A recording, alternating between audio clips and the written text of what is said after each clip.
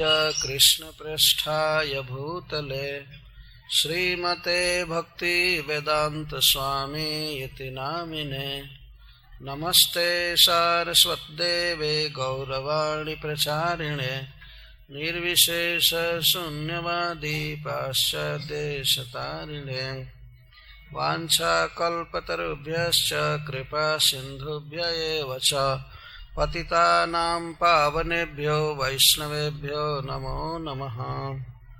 जय श्री कृष्ण चैतन्य प्रभु नित्यानंद श्री अद्वैत गदाधर शिवासादि गौर भक्त वृंद। हरे कृष्णा कृष्णा कृष्णा हरे हरे, हरे राम राम राम हरे हरे। ओम नमो भगवते वासुदेवाय।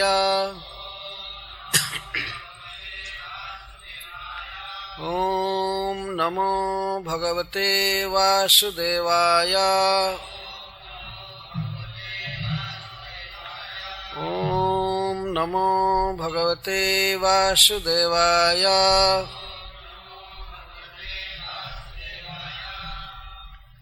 तत्तात गच्छ जमुनायाः,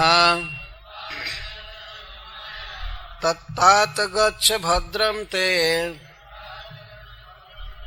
जमुनायास्तटं शुचि। पुण्यं मधुवनं यत्र सान्निध्यं नित्यदा हरेः। स्नात्वानुसवनं तस्मिन् कालिन्द्यः सलिले शिवे। कृतोचितानि निवसान् आत्मनः कल्पितासनः। प्राणायामेन त्रिवृता प्राणेन्द्रियमनोमलम्। शनैर्व्युदस्याभिध्यायेत् मनसा गुरुणा गुरुं। प्रसादाभिमुखं शश्वत् प्रसन्नवदनेक्षणं। सुनासं सुभ्रुवं चारु कपोलं सुरसुंदरं। तात हे प्रिय ध्रुव, गच्छ जाओ, भद्रम ते तुम्हारा मंगल हो। यमुना यह जमुना के तटम तट पर, शुचि पवित्र, पुण्यम पवित्र करने वाला, मधुवनम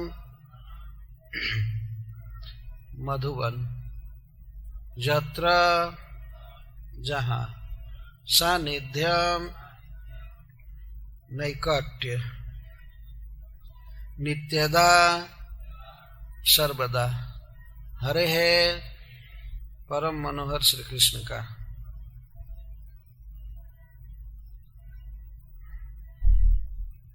जब ध्रुव महाराज ने अपनी सुदृढ़ निष्ठा को व्यक्त किया नारद जी के सामने कि मैं कभी भी अपने पिता के पास लौट नहीं सकता हूं जब तक मैं त्रिभुवन में उत्कृष्ट राज्य प्राप्त न कर लूं, अतः आप कृपा करके हमें वह मार्ग बताइए जिससे कि मैं सबसे उत्कृष्ट राज्य प्राप्त कर सकूं। तब श्री नारद जी ने कहा कि तुम्हारी माँ ने जो मार्ग बताया है भगवान वासुदेव की आराधना, वही समीचीन मार्ग। जनन्या भीतः पंथा सवै निःश्रेयसायते। भगवान वासुदेव स्तम भज तत्प्रवणात्मना।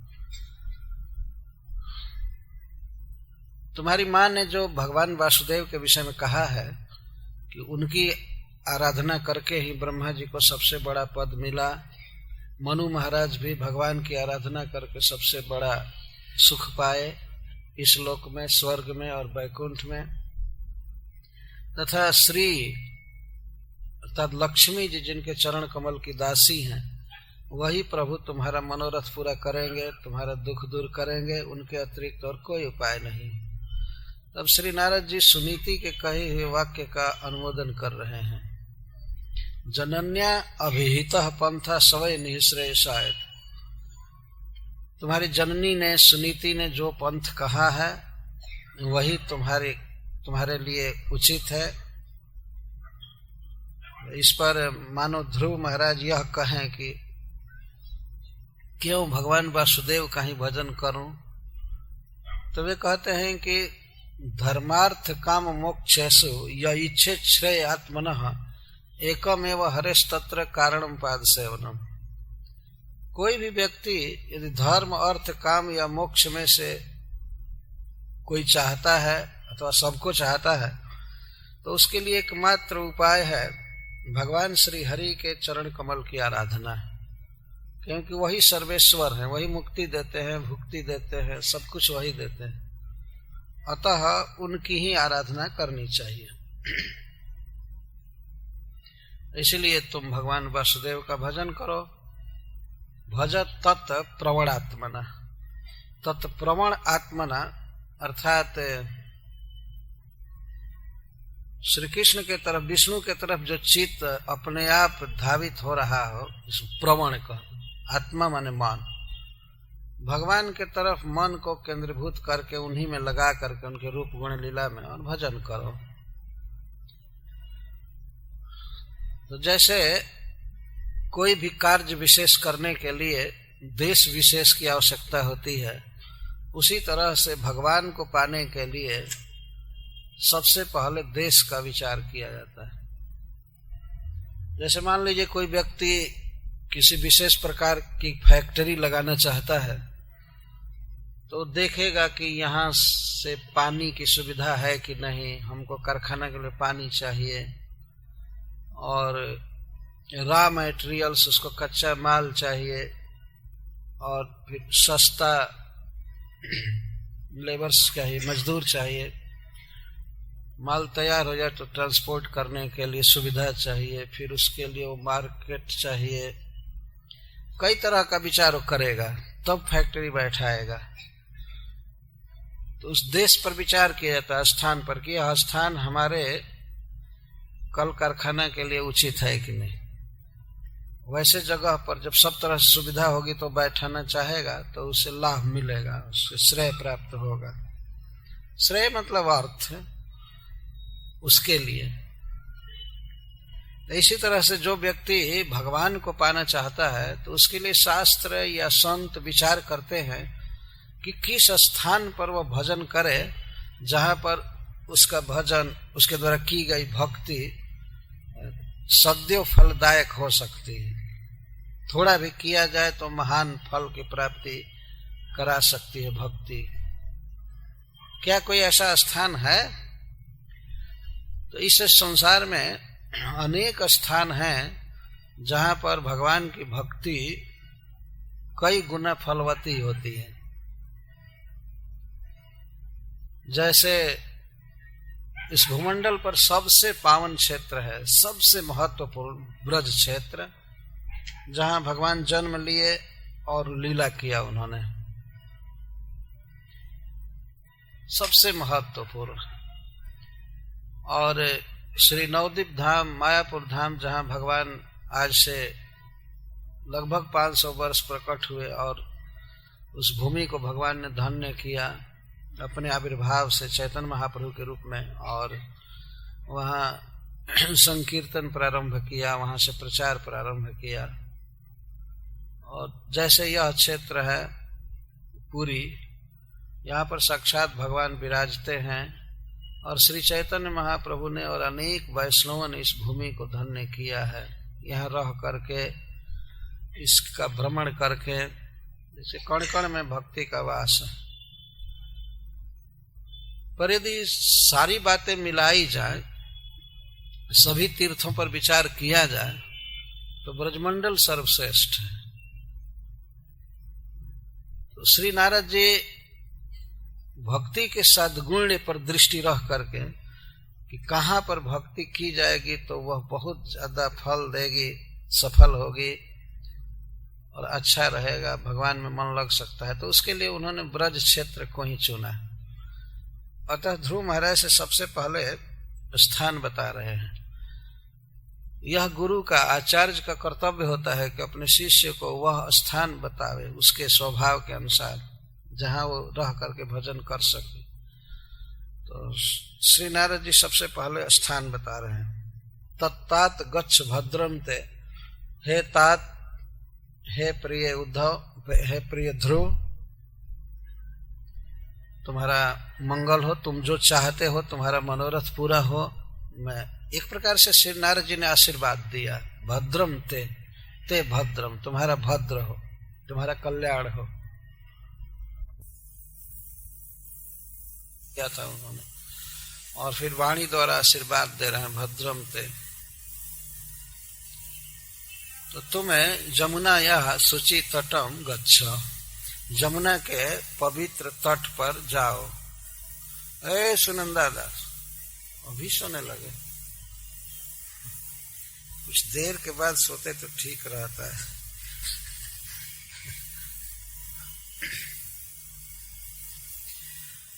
तो हे तात, बहुत स्नेह का संबोधन है तात संस्कृत में। बिल्कुल प्रिय व्यक्ति को तात कहते, खास करके पिता को, पुत्र को, शिष्य को तो तात संबोधन किया जाता है। तत्तात गच्छ, हे प्रिय तुम जाओ जमुना के पावन तट पर।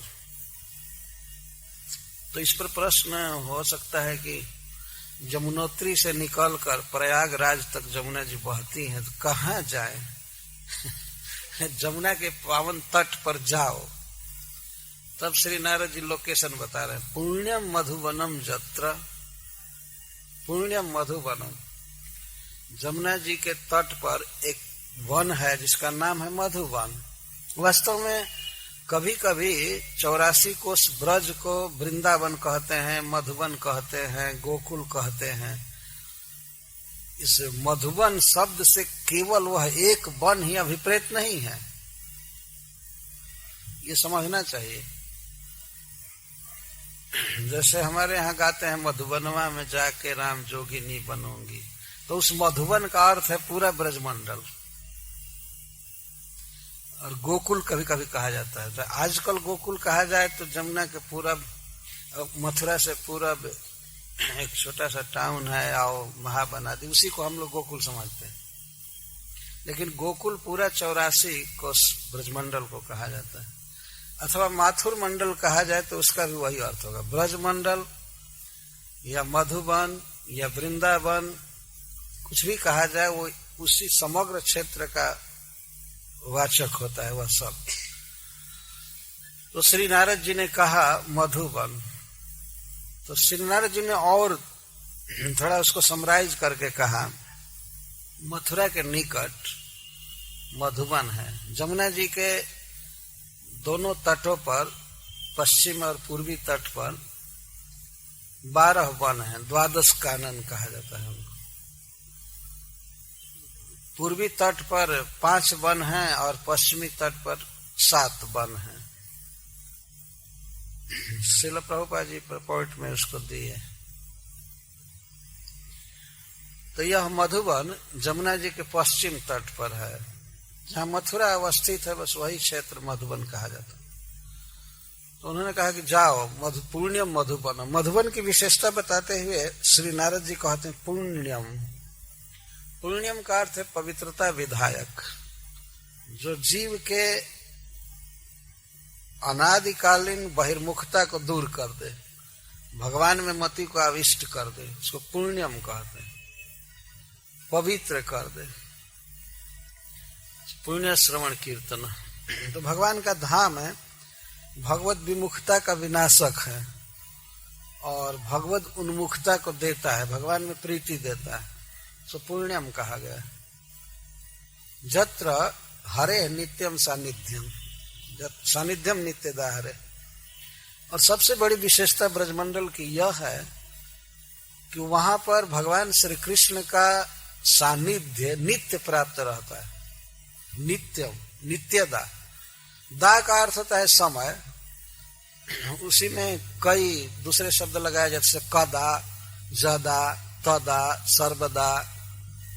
तो नित्यदा, यहाँ पर नारद जी कह रहे नित्यदा, नित्य कृष्ण रहते हैं वहां, सदा रहते, कहीं जाते ही नहीं है। वृंदावनम परित्यज्य पाद्मेकम न गच्छ।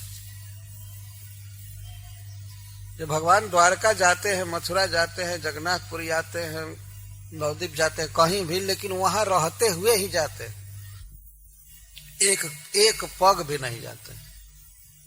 वृंदावनम परित्यज्य पादम एकम न गच्छति, एक पैर भी बाहर नहीं रखते।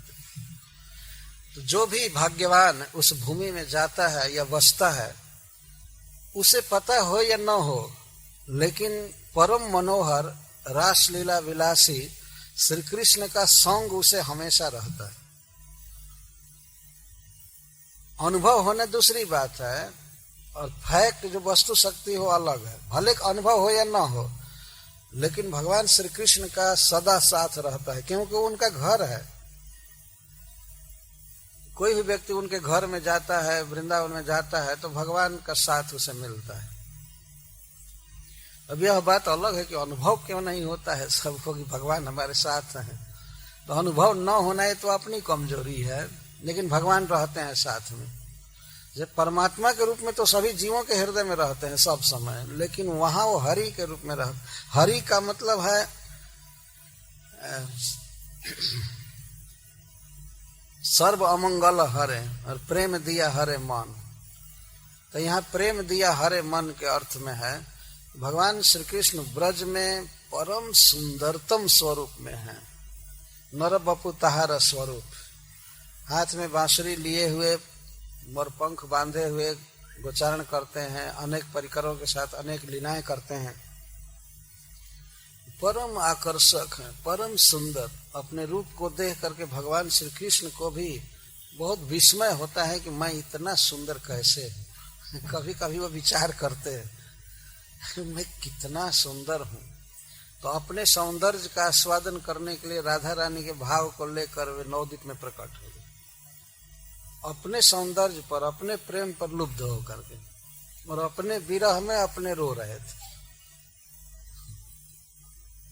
इतना रोए हैं चैतन्य महाप्रभु, इतना रोए हैं कि कुछ लोग तो कहते हैं आज तक कि वो चैतन्य तो कृष्ण प्रेम में पागल हो गया था, सही में पागल हो गया था। ये लोग मानते हैं, बाह्य लोग जो नहीं जानते हैं चैतन्य महाप्रभु को कहते हैं वो तो पागल हो गए थे कृष्ण प्रेम में।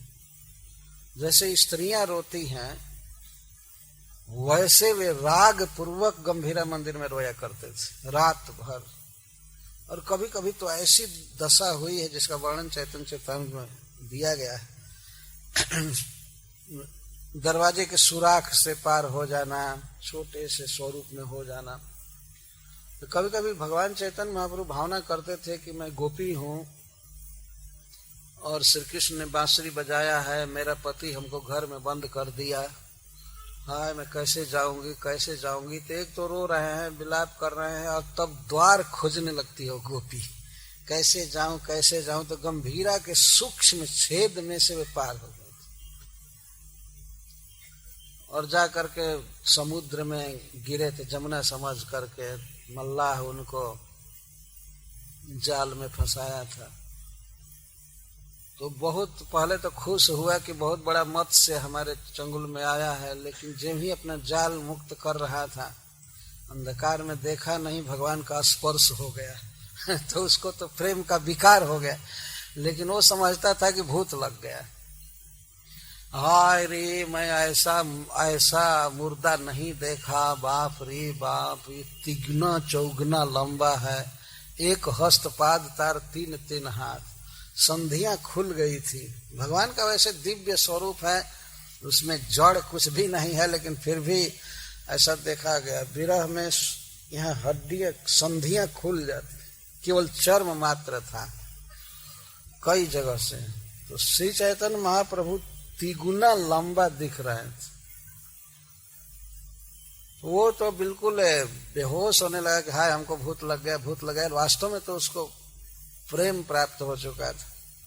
जैसे चिल्ला रहा था स्वरूप दामोदर जी, रामानंद राय सब खोज रहे थे भगवान को, कहाँ गए कहाँ गए। खोजते खोजते जब उसको देखा धीवर को, तो लोग पूछे क्या बात है क्या बात है, तो वो कहा कि यहाँ पर इतना लंबा गोरा एक बहुत मृतक व्यक्ति देखा, भूत लग गया हमको, ये हुआ वो हुआ। तब स्वरूप दामोदर जी ने कहा, समझ गए वे, कहे कि ठीक है आओ मैं भूत उतारता हूँ। और इतना कह करके एक तमाचा मारे उसको केवल भावना पैदा करने के लिए, कुछ फूफा करके फूंक कर मारे इस पर। वो कहता है ठीक हो गया, बिल्कुल और ठीक हो गया तो बहुत भूत उतारने वाला आ गया। इसके बाद वो लोग कहे कि ले चलो, कहाँ है वो? तो भगवान कोणार्क में जाकर के मिले थे। इतना दूर पुरी से समुद्र की लहरों में उछलते टकराते हुए कोणार्क में, वहां जब स्वरूप दामोदर और राय रामानंद जी ने भगवान के उस रूप को देखा तो उनका तो प्राण उड़ गया। लेकिन फिर भी वे कीर्तन करने लगे, तब शरीर पुनः सुगठित हो गया और चेतन महाप्रभु हरि बोल कह करके उठे। तो इस प्रकार की लीलाएं बहुत किया उन्होंने, अपने ही विरह में विलाप करते। यह अभी एक भगवान का पागलपन ही है, अपने ही विरह में क्यों रो रहे यह श्री कृष्ण के सौंदर्य का चमत्कार है। विस्मापनम स्वसच सौभ गर्दे परम पदम भूषण भूषणांग। और भगवान विष्णु नारायण ये सब तो मुग्ध होते ही थे श्री कृष्ण के सौंदर्य पर, श्री कृष्ण स्वयं भी बहुत मुग्ध थे। और ऐसा कहा जाता है कि जब श्री कृष्ण अपने छवि को, अपने सौंदर्य को दर्पण में देखते थे या स्फटिक मणि में, तो कई घंटा देखते ही रह जाते थे। ऐसा एक श्लोक में वर्णन है कि श्री कृष्ण गोवर्धन के एक स्फटिक मणि में अपना श्रृंगार देख रहे थे, अपना मुख देख रहे थे। और सखा खोज रहे हैं कि कहाँ गया कहाँ गया, तो पुकारते हैं कृष्ण कृष्ण श्याम किधर हो? तो श्री कृष्ण कहते हैं कि मेरे जैसा एक और यहाँ आकर के खड़ा हुआ है, आओ दर्शन करो। उसी को देख रहा हो, मेरे जैसा खड़ा है कहीं पर। तो सब सखा आकर के देखते हैं कि अपने ही स्वरूप को भगवान स्फटिक मणि में देख रहे हैं और कई घंटे तक देख रहे हैं। फिर श्री कृष्ण कहते हैं, मित्रों मेरी यही इच्छा है कि मैं इस रूप को देखूं। तो संकल्प होने लगा कि मैं राधा रानी के भाव को लेकर के प्रकट हूं, चाहे कुछ करूं ऐसा। तो भगवान बहुत सुंदर हैं और मन को, नेत्रों को हर लेते हैं, इसीलिए उन्हें हरि कहते हैं। सर्व अमंगल हरे प्रेम दिया हरे मन। जन्म मरण आदि का बंधन तो हर ही लेते हैं, इसलिए हरि हैं, परंतु अपने सौंदर्य माधुर्य वैदग्ध्य से मन का अपहरण करते हैं, इसलिए ही उनका नाम हरि है। तो ऐसे हरि का सानिध्य संग ब्रज में प्रत्येक व्यक्ति को, प्रत्येक प्राणी को रहता है जो वहां जाता है रहता है। यह ब्रजमंडल की विशेषता है। भगवान को पाने का वही स्थान। तो सानिध्यम नित्यदा हरे, ये विशेषता बताया। तुम जाओ मधुबन, वहां भगवान साथ में रहते हैं, सानिध्य रहता है हमेशा। तो यह तो स्थान बताया उन्होंने। कोई व्यक्ति यह तर्क नहीं कर सकता है कि नहीं नहीं भजन कहीं भी हो सकता है। नहीं, कहीं भी भजन नहीं होता है। कुछ मंदिर होना चाहिए, वैष्णवों का संग होना चाहिए, भगवान का धाम तीर्थ ऐसा होना चाहिए जहां भक्ति की क्रियाएं अधिक सफल हो सकें। हम लोग भगवत गीता पढ़ते हैं, गीता के प्रारंभिक श्लोक में धृतराष्ट्र महाराज बहुत चिंतित हैं। कहते हैं धर्म क्षेत्रे कुरुक्षेत्रे समवेता युत्सव मामकाः पांडवाश्चैव किम कुर्वत संजय। हे संजय, पांडु के पुत्र और मेरे पुत्र कुरुक्षेत्र में युद्ध के लिए जुटकर क्या किए। तो वहां पर आचार्यगण कहते हैं कि धृतराष्ट्र का कलेजा धक धक कर रहा है, क्योंकि युद्ध धर्म भूमि में होने जा रहा था, धर्म क्षेत्र में युद्ध होने जा रहा था। तो निश्चित ही धर्म जीतेगा, धर्म विजयी होगा, और धर्म करने वाले लोग मारे जाएंगे। धृतराष्ट्र के हृदय में शंका हो गई। तो कुरुक्षेत्र के पहले धर्म क्षेत्र शब्द निकला उनके मुख से, ये उनके भय का सूचक। हाय हाय, धर्म क्षेत्र में युद्ध हो रहा है, तब हमारे अधार्मिक पुत्र कैसे जीत सकते, उनको ये चिंता हो रही। ये फिर भी पूछते हैं, कहो कहो कैसे लड़े, क्या हुआ। भीष्म पितामह गिर चुके थे, 10वें दिन ये प्रश्न कर रहे हैं धृतराष्ट्र अपने सचिव से। उनको पूरा पूरा विश्वास था कि ये जो भूमि है कुरुक्षेत्र की, यह अपने प्रभाव से पांडवों को विजय देगा, इसमें संदेह नहीं। तो धृतराष्ट्र के कहने का आशय है कि कहीं दूसरी जगह युद्ध हुआ होता तो हो सकता था कौरव जीत गए होते, उधर अधर्म भूमि पश्चात देश में या गल्फ में युद्ध हुआ होता तो हो सकता था कि कौरव जीत जाते, लेकिन धर्म भूमि में युद्ध हो रहा है, बहुत चिंता की बात है। लेकिन धृतराष्ट्र भी एक अद्भुत व्यक्ति था, उसको खोल कर कहा जा रहा था, फिर भी वो नहीं समझ रहा। गीता शेष करते हुए संजय जी कहते हैं, जत्र जोगेश्वर कृष्णो जत्र पार्थो धनुर्धर तत्र श्री विजयो भूतिर ध्रुवा नीतिर्मतिर्मम। धृतराष्ट्र डायरेक्ट कहते हैं कि हे महाराज, जहां जोगेश्वरेश्वर श्री कृष्ण हैं जिस पक्ष में, और जहां गांडीवधारी अर्जुन है, वहीं श्री है, वहीं विजय है, वहीं भूति है, ये मेरा निश्चित मत है। फिर भी वो बूढ़ा सोच रहा था हमारे पुत्र जीतेंगे। साफ कह दिया उन्होंने कि वे लोग जीतेंगे। तो धृतराष्ट्र महाराज कभी कभी कहते थे कोई बात नहीं, मरेंगे, लेकिन क्या हुआ सुनाओ। क्या हुआ क्या हुआ। तो इस तरह से श्री नारद जी ने जो ध्रुव महाराज को शीघ्र भगवत प्राप्ति के लिए, भगवान के दर्शन के लिए स्थान बताया, वह था ब्रजमंडल मधुबन। तो कुछ बात है तब तो उस भूमि को बताया जा रहा है, और यह बात कानपुर के पास हो रही थी, वहां से भेज रहे हैं। तत्तात गच्छ भद्रम ते यमुना यास्तटम शुचि पुण्यम मधुबनम जत्र सानिध्यम नित्यदाहरे। ठीक है, स्थान बताया गया। तो श्री नारद जी ने अष्टांग योग का उपदेश किया ध्रुव महाराज को। अष्ट अंग जिस योग में है उसको अष्टांग योग कहते हैं। यह वैष्णव योग कहा गया है।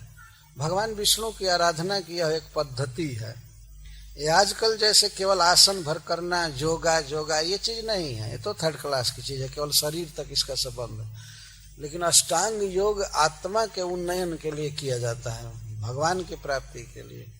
तो उसमें सबसे पहले है यम नियम, और आसन, प्राणायाम, प्रत्याहार, धारणा, ध्यान, समाधि, ये 8 अंग हैं। तो अब नियम बता रहे हैं, यम और नियम बता रहे हैं। तो यम बताने की जरूरत नहीं, तो उसमें अपने आप आ ही गया। यम का अर्थ होता है नो, निषेध। जैसे श्रील प्रभुपाद जी 4 यम बताते थे, no meat eating, no gambling, no intoxication इत्यादि, ये सब बताते थे। नहीं जो करना है उसको यम कहते हैं, और जिसको करना है रेगुलर उसको नियम कहते हैं। यम में नी उपसर्ग लगा हुआ है, बस इतना ही अंतर है, यम या नियम। नियम का अर्थ है जो रोज करना है, जैसे स्नान करना, जप करना, भगवान का प्रसाद खाना इत्यादि। प्रसाद खाना तो कोई नियम में नहीं आता है, परंतु खाएंगे जरूर, इसलिए प्रसाद खाना चाहिए, अतः वह नियम में आ जाता है। तो यम पहले सिखाया जाता है, ये नहीं करना है, ये नहीं करना है, ये नहीं करना है, ये नहीं करना है, और इसके बाद नियम, यह जरूर करना है, जरूर करना है।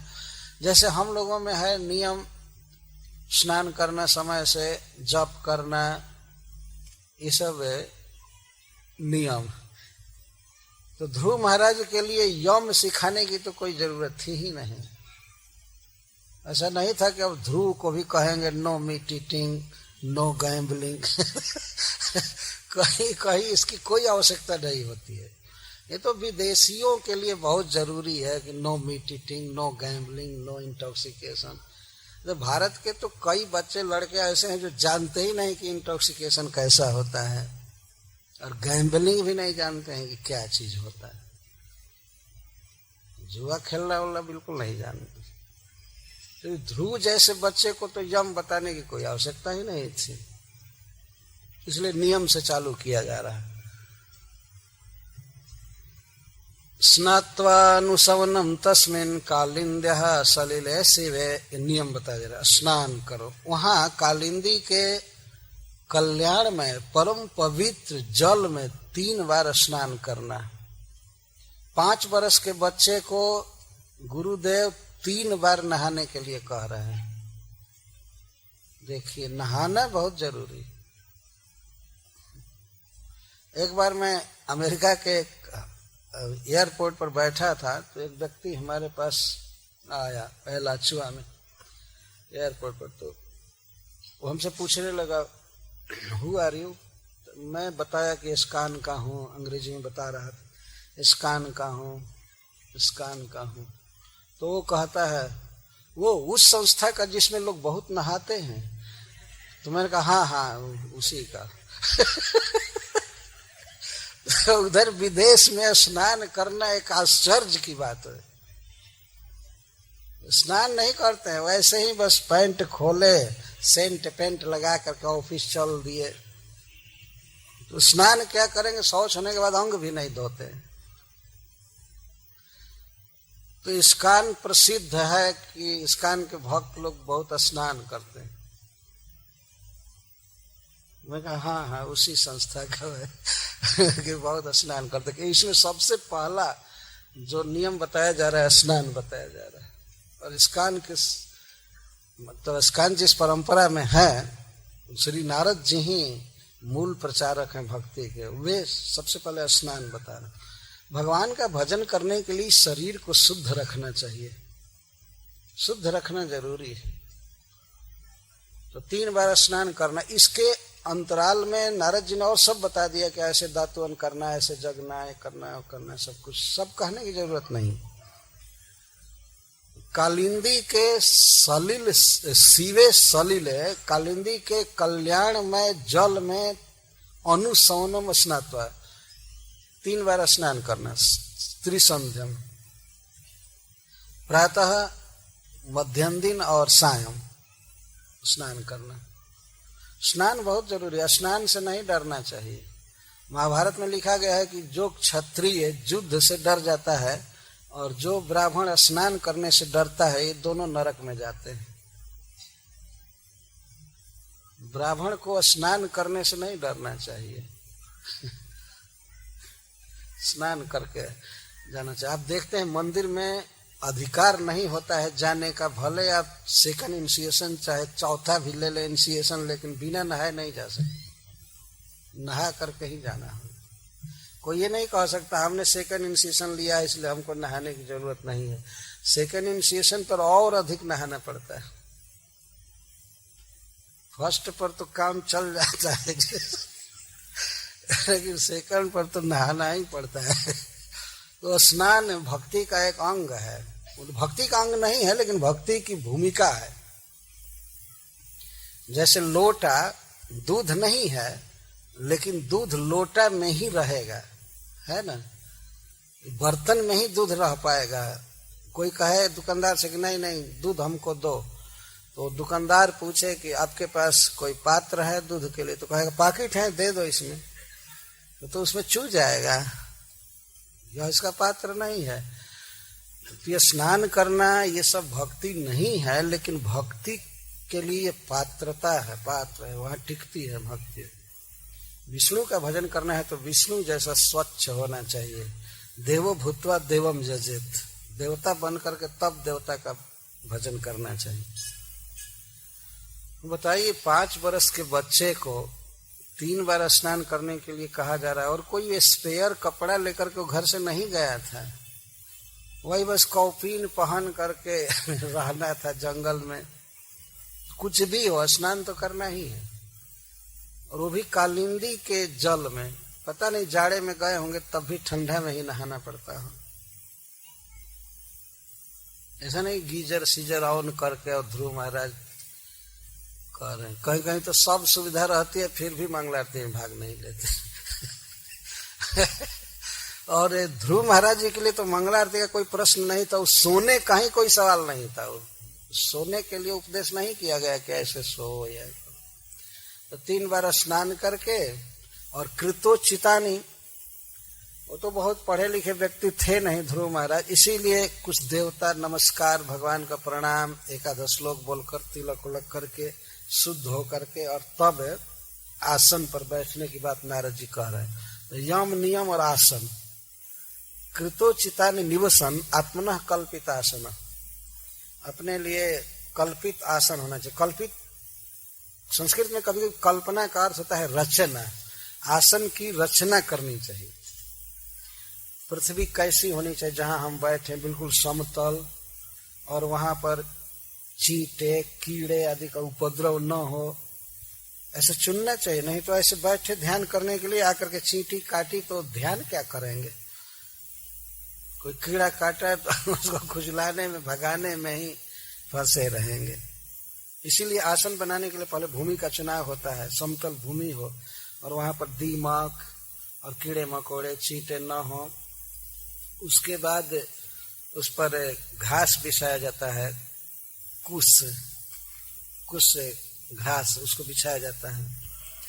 इसके बाद कपड़ा, अजिन मतलब मृग चर्म, कुछ ऐसे आसन है जैसे मृग चर्म आदि, उस पर चींटे या कीड़े नहीं आते, सांप भी दूर चले जाते हैं उसके गंध से। इसीलिए ये सब आसन साधु महात्मा जंगल में रखते थे।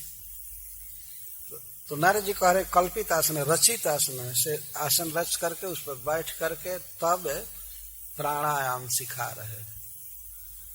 प्राणायामेन त्रिवृता प्राणेन्द्रिय मनोबलम शनैर्विदस्या विध्यायत मनसा गुरुना गुरुम, और कह रहे तब प्राणायाम करना चाहिए। आसन जब सिद्ध हो जाए तब, तो आसन रचना की 2 प्रक्रिया है, एक तो जिस पर बैठेंगे वह है आसन रचे, और दूसरा कैसे बैठेंगे वो अलग अलग रचना है। जैसे पद्मासन है, स्वस्तिकासन है। भगवान का भजन करने के लिए आसन बताया जा रहा है। आसन बहुत जरूरी है, सब चीज का अपना अपना आसन होता है। भक्ति करने का भी आसन होता है, और वो आसन बदलता रहता है समय समय के अनुसार। जैसे मान लीजिए भगवान की आरती हो रही है मंदिर में, तो उस समय अब पद्मासन कोई लगाकर बैठे तो वह गलत होगा। उस समय तो भगवान के सामने खड़ा हो जाना और करताल बजाना, हाथ बजाना, नाचना, गाना, यही आसन है उचित। और कभी कभी बैठ करके भजन करते हैं। आपने सब लोगों ने मंदिरों में देखा होगा, खासकर इस्कान मंदिर में, कि भक्त लोग कभी कभी खड़ा भजन करते हैं, खड़े श्री हो जाते हैं। तो मंगला आरती में, संध्या आरती में या कीर्तन में, गली में प्रचार करते समय खड़ा भजन करते हैं। नृसिंह वंदना बैठ करके करते हैं, और भागवत बैठ कर सुनते हैं।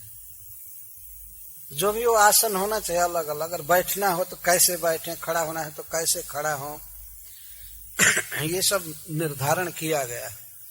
प्रत्येक चीज का अपना आसन होता है। कोई ट्रेन चला रहा है तो उसका आसन होता है। ऐसा नहीं कि शीर्षासन लगा करके ट्रेन चलाना चालू करे, उसको सरकार एक ही दिन में डिसमिस कर देगी कि ये क्या कर रहा है।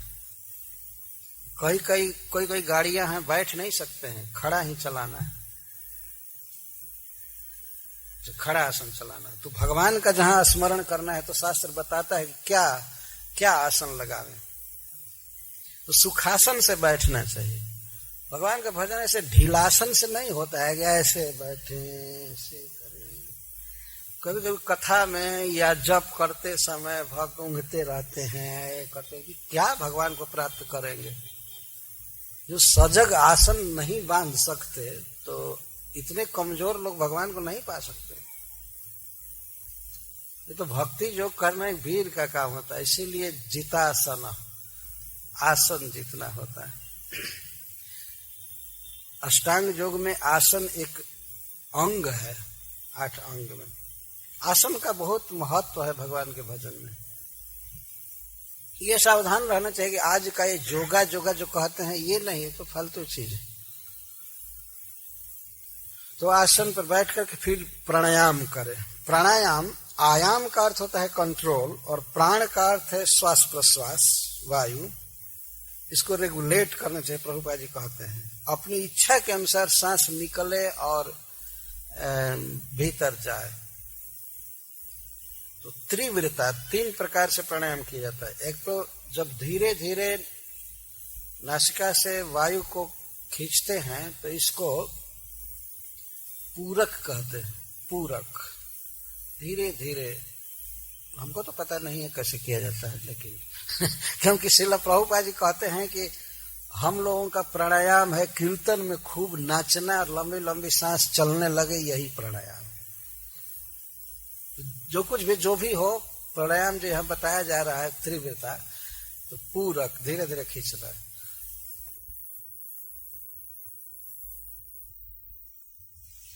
और धीरे धीरे हवा को निकालना, इसको रेचक कहते हैं, नासिका से हवा को।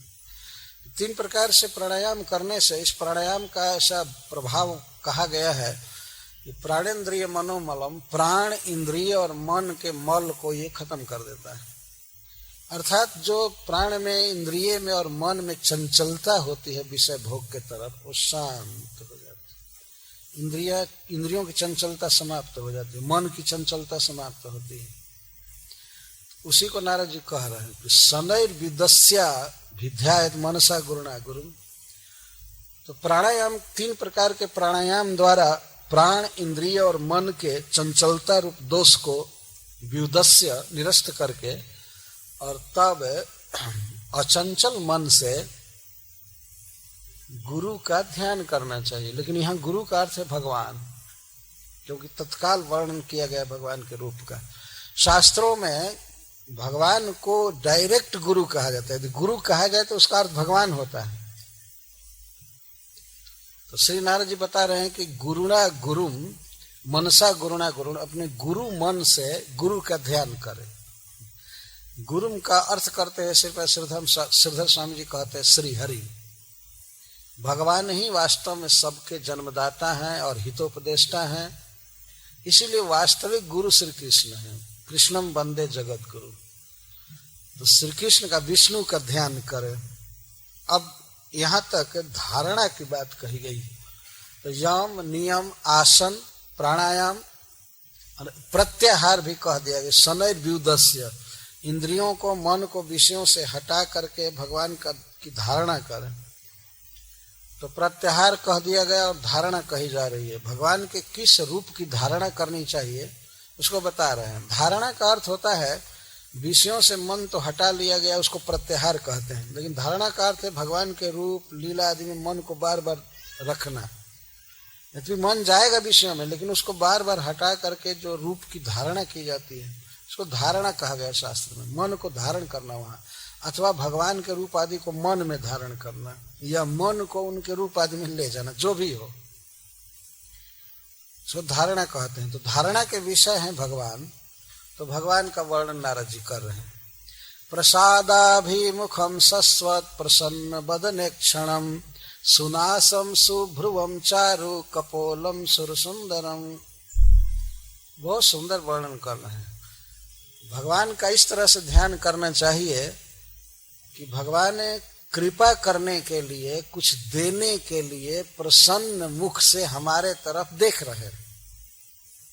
प्रसाद अभिमुखम, भगवान का यह स्वभाव है। वो सदा किसी अर्थी के तरफ या भक्त के तरफ देखते रहते हैं प्रसन्नता से कि यह हमसे कुछ मांगे, वो देने के लिए तैयार रहते हैं। ऐसा नहीं कि भगवान ये सोचते हैं कि कौन कौन आ रहे हैं, पता नहीं क्या मांगेंगे, वो ऐसा नहीं है। उनका अपार धन है, कोई खाने पीने वाला नहीं है। अपार वैकुंठ में धन है, इधर है उधर है, तो भगवान देने के लिए प्रसन्न मुख से देखते रहते हैं। ऐसा ध्यान करना चाहिए। प्रसादाभिमुखम, अभिमुखम का अर्थ हमारे सामने मुख किए हैं और प्रसन्न है। भगवान का ऐसा स्वभाव है, हमेशा प्रसन्न रहते हैं।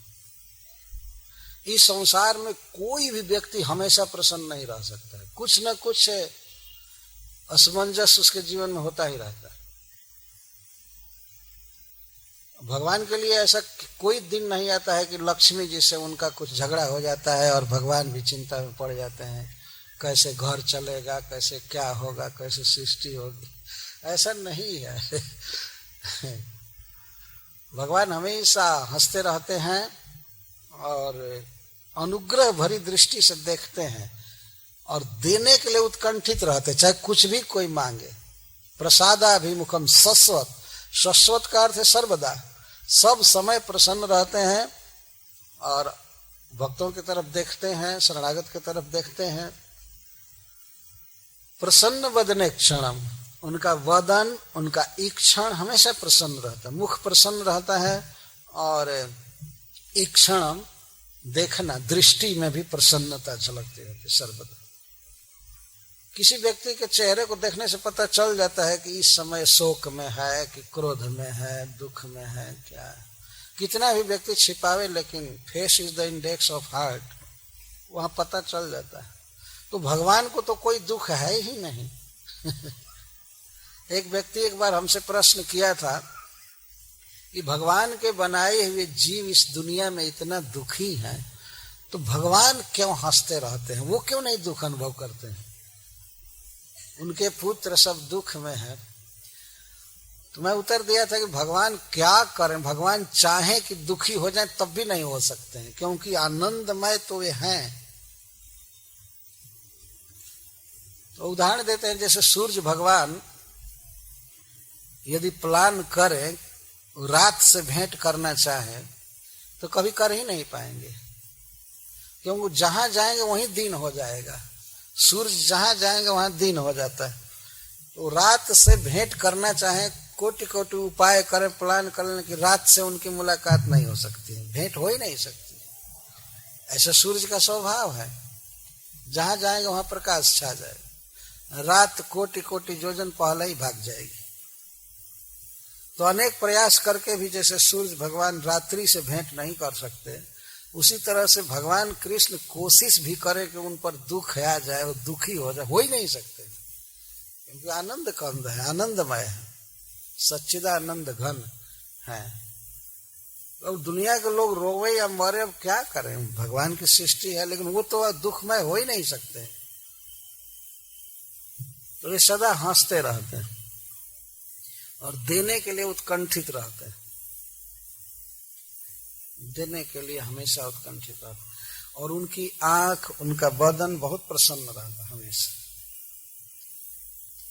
यह फैक्ट आज भी इस जगत में, भारतवर्ष में है कि भगवान विष्णु का या कृष्ण का फोटो बनाने वाले लोग, चित्र जो बनाते हैं, दिखाते हैं कि भगवान वास्तव में बिल्कुल प्रसन्न है और बहुत सुंदर पोशाक पहनते हैं। सुनासम सुभ्रुवम चारु कपोलम सुर सुंदरम, भगवान की नासिका बहुत सुंदर है, सुभ्रुवम, सुनासम और सुभ्रुवम, उनकी भौहें बहुत सुंदर है। चारु कपोलम, और कपोल गाल भगवान के बहुत सुंदर, और सुर सुंदरम, देवताओं में वे सुंदर। देवताओं में सुंदर का अर्थ यह है कि सुंदर तो ऐसे मनुष्य में कोई सुंदर होता है, मनुष्य प्रशंसा करते हैं कि यह सुंदर है, वह सुंदर है, लेकिन देवता लोग मनुष्यों की कभी प्रशंसा नहीं करते हैं, क्योंकि देवताओं की दृष्टि में मनुष्य सब सुअर जैसे दिखते हैं उनको। जैसे हम लोग सुअर को देखते हैं, सोचते हैं कि कितना गंदा जीवन है और कितना कुरूप है, तो देवता लोग जब मनुष्यों पर देखते हैं तो कहते हैं कितना कुरूप ये लोग है। लेकिन देवताओं के समाज में भगवान के सौंदर्य की बड़ाई होती है। सुर सुंदरम, सुरेशु सुंदरम, देवताओं में भी भगवान के सौंदर्य की गाथा गाई जाती है, इतना सुंदर। सर्वत्र ऐसा नहीं केवल मनुष्य भर कह दे कुछ सुंदर है, ऐसा नहीं। और देवता की गोष्ठी में जाए तो देवता लोग कहेंगे सुंदर है। एक बार मैं दीक्षा दिया था एक भक्त को, तो नाम दिया सुरसुंदर दास। सुरसुंदर दास नाम दिया, तो गांव में जब गया पूछे लोग कि क्या नाम हुआ, तो बताया कि सुरसुंदर। तो गांव के लोगों ने छुछुंदर कहना चालू किए। छुछुंदर दास। फिर लगे कहने महाराज को यही नाम मिला, यही देना चाहिए। वो बेचारा रोते हुए मेरे पास आया कि हमको छुछुंदर कहते हैं, कोई दूसरा नाम दीजिए। तो मैंने कहा ठीक है, तुम्हारा नाम सुंदर गोविंद दास। तो ये सुरसुंदरम, देवताओं में जो सुंदर भगवान है, तो इसके द्वारा यह बताया जा रहा है कि भगवान ब्रह्मा भी बड़ाई करते हैं कृष्ण के, विष्णु के सौंदर्य की, और शिव जी भी लोहा मानते हैं, सरस्वती जी बड़ाई करती हैं, शेषनाग बड़ाई करते हैं। पर मनुष्यों की बड़ाई तो मनुष्य लोक में केवल हो जाए यही काफी है। सुर सुंदरम। इस जगत में प्रत्येक व्यक्ति सुंदर व्यक्ति को पसंद करता है, तो भगवान सबसे अधिक सुंदर है। पर पता नहीं कुछ लोग क्यों निराकार को पसंद कर लेते हैं। यह हम लोगों को सुन करके आश्चर्य होता है कि निराकार से इतना क्यों अटैच्ड हो जाते हैं। वो तो कभी बोलेगा नहीं, न दिखाई देगा, न उसका फोटो खींच सकते हैं, कहाँ रहता है ये भी पता नहीं चलता है। ये फिर भी लोग निर्विशेष निर्विशेष निर्विशेष, यह एक नासमझी है। हम लोग इतने आदमी बैठे हैं, मान लीजिए किसी की पत्नी कहीं गायब हो जाए और पता उसको चले कि हमारी पत्नी तो निराकार हो गई, तो उस दिन वो क्या सोचेगा? यदि बहुत वर्ष ऐसे ही निराकार रह गए तो क्या प्रेम रहेगा? नहीं रहेगा। निराकार है तो निराकार क्या? प्रत्येक व्यक्ति साकार से प्रेम करता है। नहीं, इधर से आप फोन कीजिए और निराकार तो कभी जवाब ही नहीं देगा, उसका नंबर कुछ है ही नहीं। क्या वो बोलेगा? इतना मरमर करके भजन कीजिए, अंत में निराकार से न भेंट होगी, न पानी को पूछेगा, न समाचार पूछेगा, क्या फायदा है? हमारे प्रभु जो वास्तव में ईश्वर हैं, जो वास्तविक प्रभु हैं, वो तो भक्तों का रथ भी हाँकते हैं, झूला झूलते हैं, प्रेम से आलिंगन करते हैं, समाचार पूछते हैं, विपत्ति पड़ने पर गोवर्धन उठा लेते हैं, पर्वत उठा लेते हैं। तो ऐसे प्रभु काम आएंगे ना, ये निराकार कौन काम में आएगा?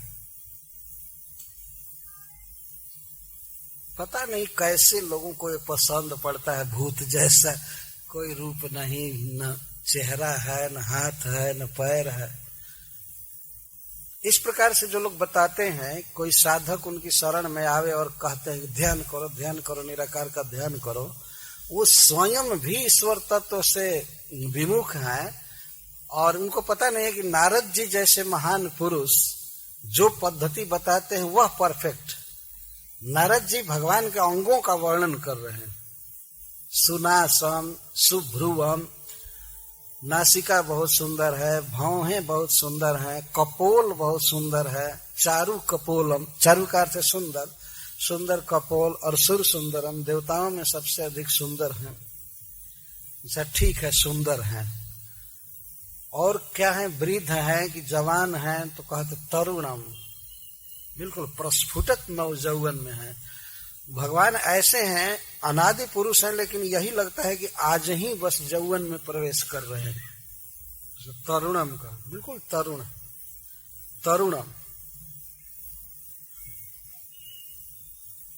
भगवान बिल्कुल युवक।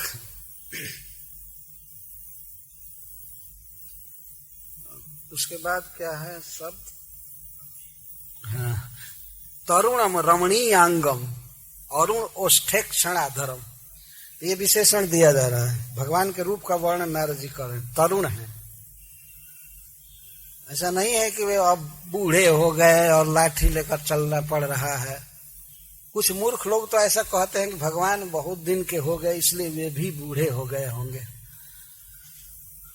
और कुछ उससे भी बड़े बड़े मूर्ख हैं, वो कहते हैं कि भगवान अब होंगे नहीं, कहीं वो भी अब खत्म हो गए होंगे, और लोगों को मरते हुए देखते हैं ऐसे वो भी नहीं होंगे। लेकिन ध्यान रखना चाहिए, भगवान नित्य किशोर है, तरुणम रमणीयांगम रमणीयानी अंगानी जस्य तम। भगवान के प्रत्येक अंग रमणीय है, आंखों के लिए रसायन बहुत सुंदर, चाहे हाथ पैर। इसलिए अब एक एक अंग का वर्णन कर रहे थे, जैसे सुभ्रुवम, सुनासम, सुकपोलम। तो श्री नारद जी तुरंत ही रमणीय अंगम, जो सारे अंगों को कह दे रमणीय।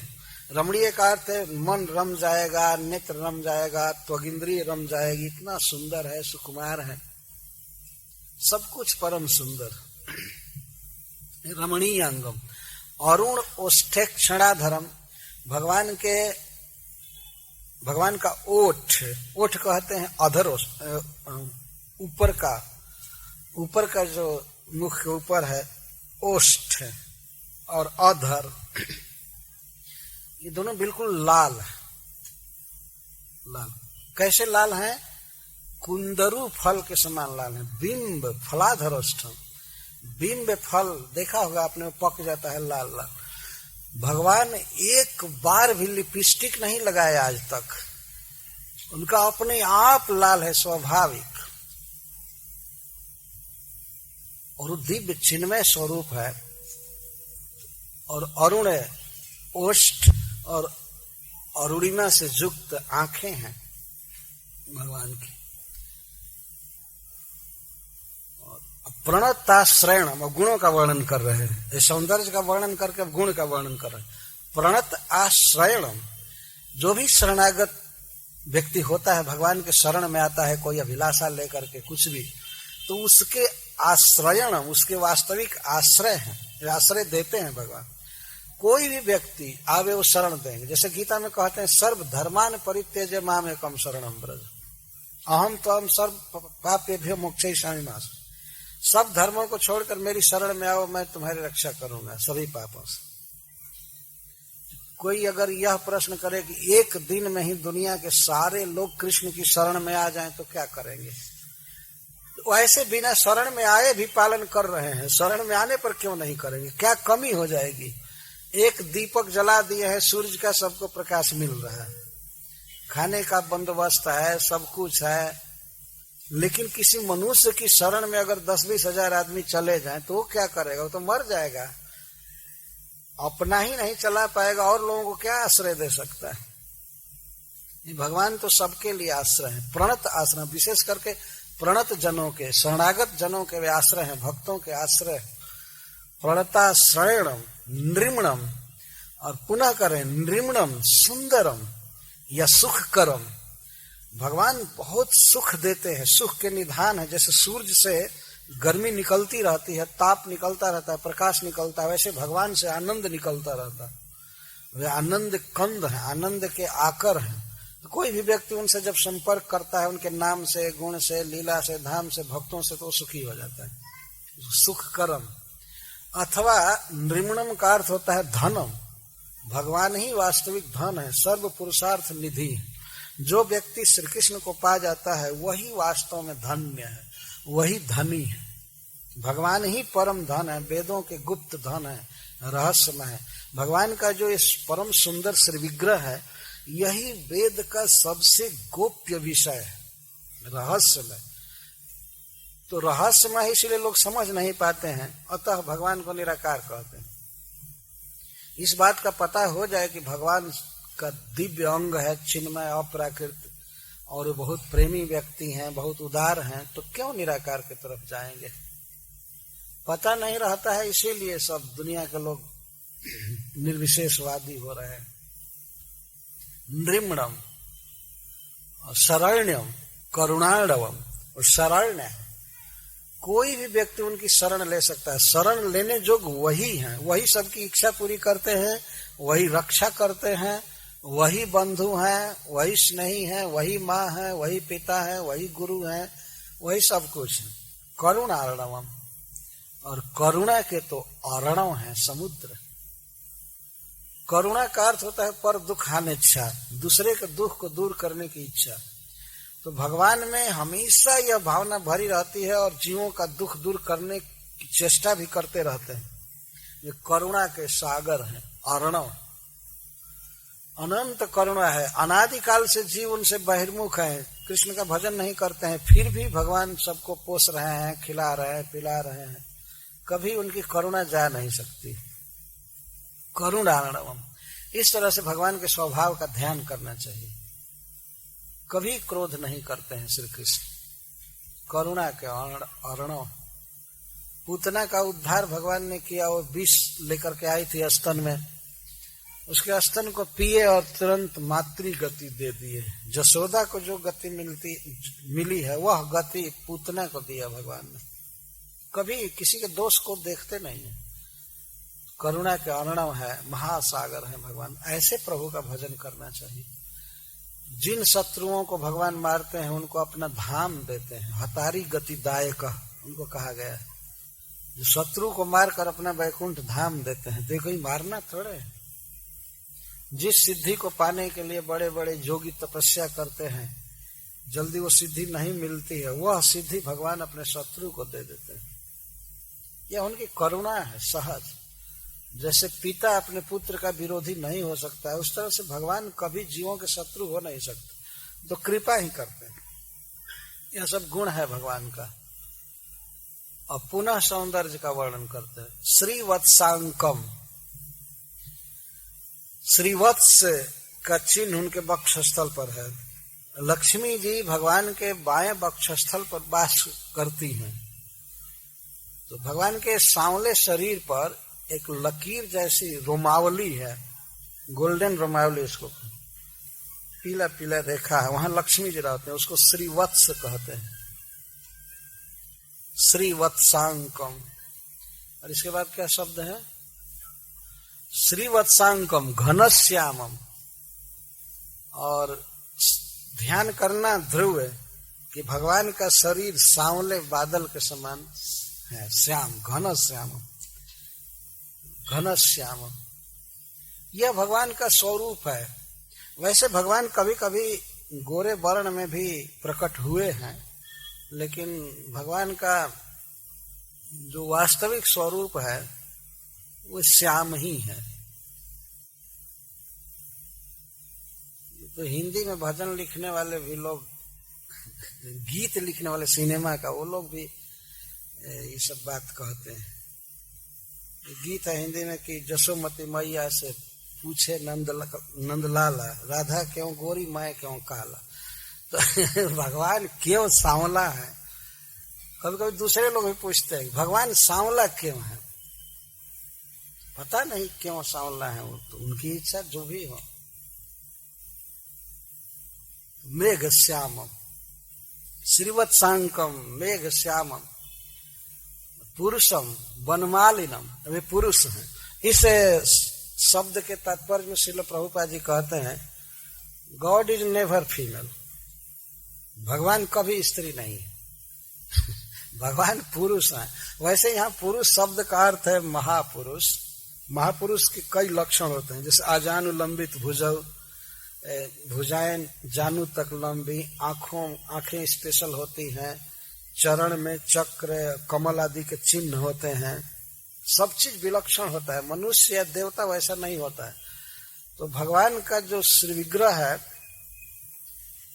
उसमें विशेष लक्षण होता है, इसलिए उनको महापुरुष या पुरुष कहते हैं। तो वो सब लक्षण ध्यान करना चाहिए कि भगवान के पैर में यह चिन्ह है, हाथ में यह चिन्ह है, भगवान की आंखें ऐसी हैं, उनकी भुजाएं इतनी लंबी हैं, दीर्घ हैं, वर्तुल हैं, उनका शरीर औरों से बिल्कुल विलक्षण है, यह कहने का मतलब।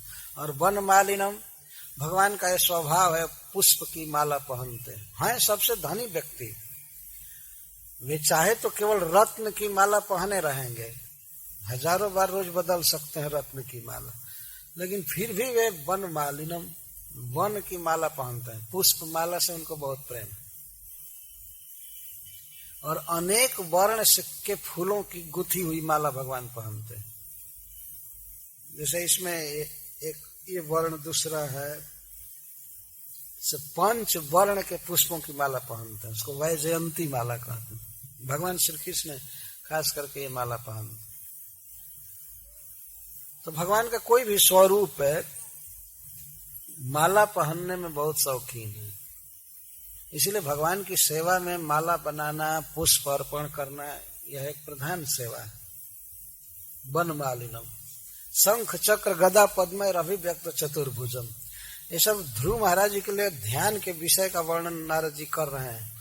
इसके बाद ध्यान करो कि भगवान की 4 भुजाएं हैं, चारों भुजाओं में भगवान शंख चक्र गदा और पद्म धारण किए हैं, और शंख चक्र गदा और पद्म के कारण भगवान की भुजाएं और अच्छी लग रही हैं, अभिव्यक्त हैं। ऐसे तो चारों भुजाएं अगर नीचे गिराए रहे भगवान तो उतना सुंदर रूप से व्यक्त नहीं होती हैं, लेकिन जब ऐसे चक्र धारण करते हैं, शंख धारण करते हैं और गदा धारण करते हैं और कमल, तो इसे अभिव्यक्त चतुर्भुजम, चारों भुजाएं बिल्कुल अभिव्यक्त दिखती। ये इसका ध्यान करो, भगवान 4 भुजा के हैं। ये सब बातें कहने पर कभी कभी हमको याद आ जाती है, नहीं आनी चाहिए, लेकिन निर्विशेषवादियों की बात याद आती है कि उनको क्या हो गया, उनके भाग्य में क्या लिखा हुआ है, क्या मिलेगा। तो भगवान की 4 भुजाएं हैं, और वो लोग तो कहते हैं भगवान को भुजा है ही नहीं, पैर है ही नहीं, आंख है ही नहीं। चैतन्य भागवत में इस बात पर बहुत गाली दिए हैं चैतन्य महाप्रभु। जो लोग भगवान को निर्विशेष कहते हैं, उनको उनके विषय में बहुत गाली दिया है उन्होंने।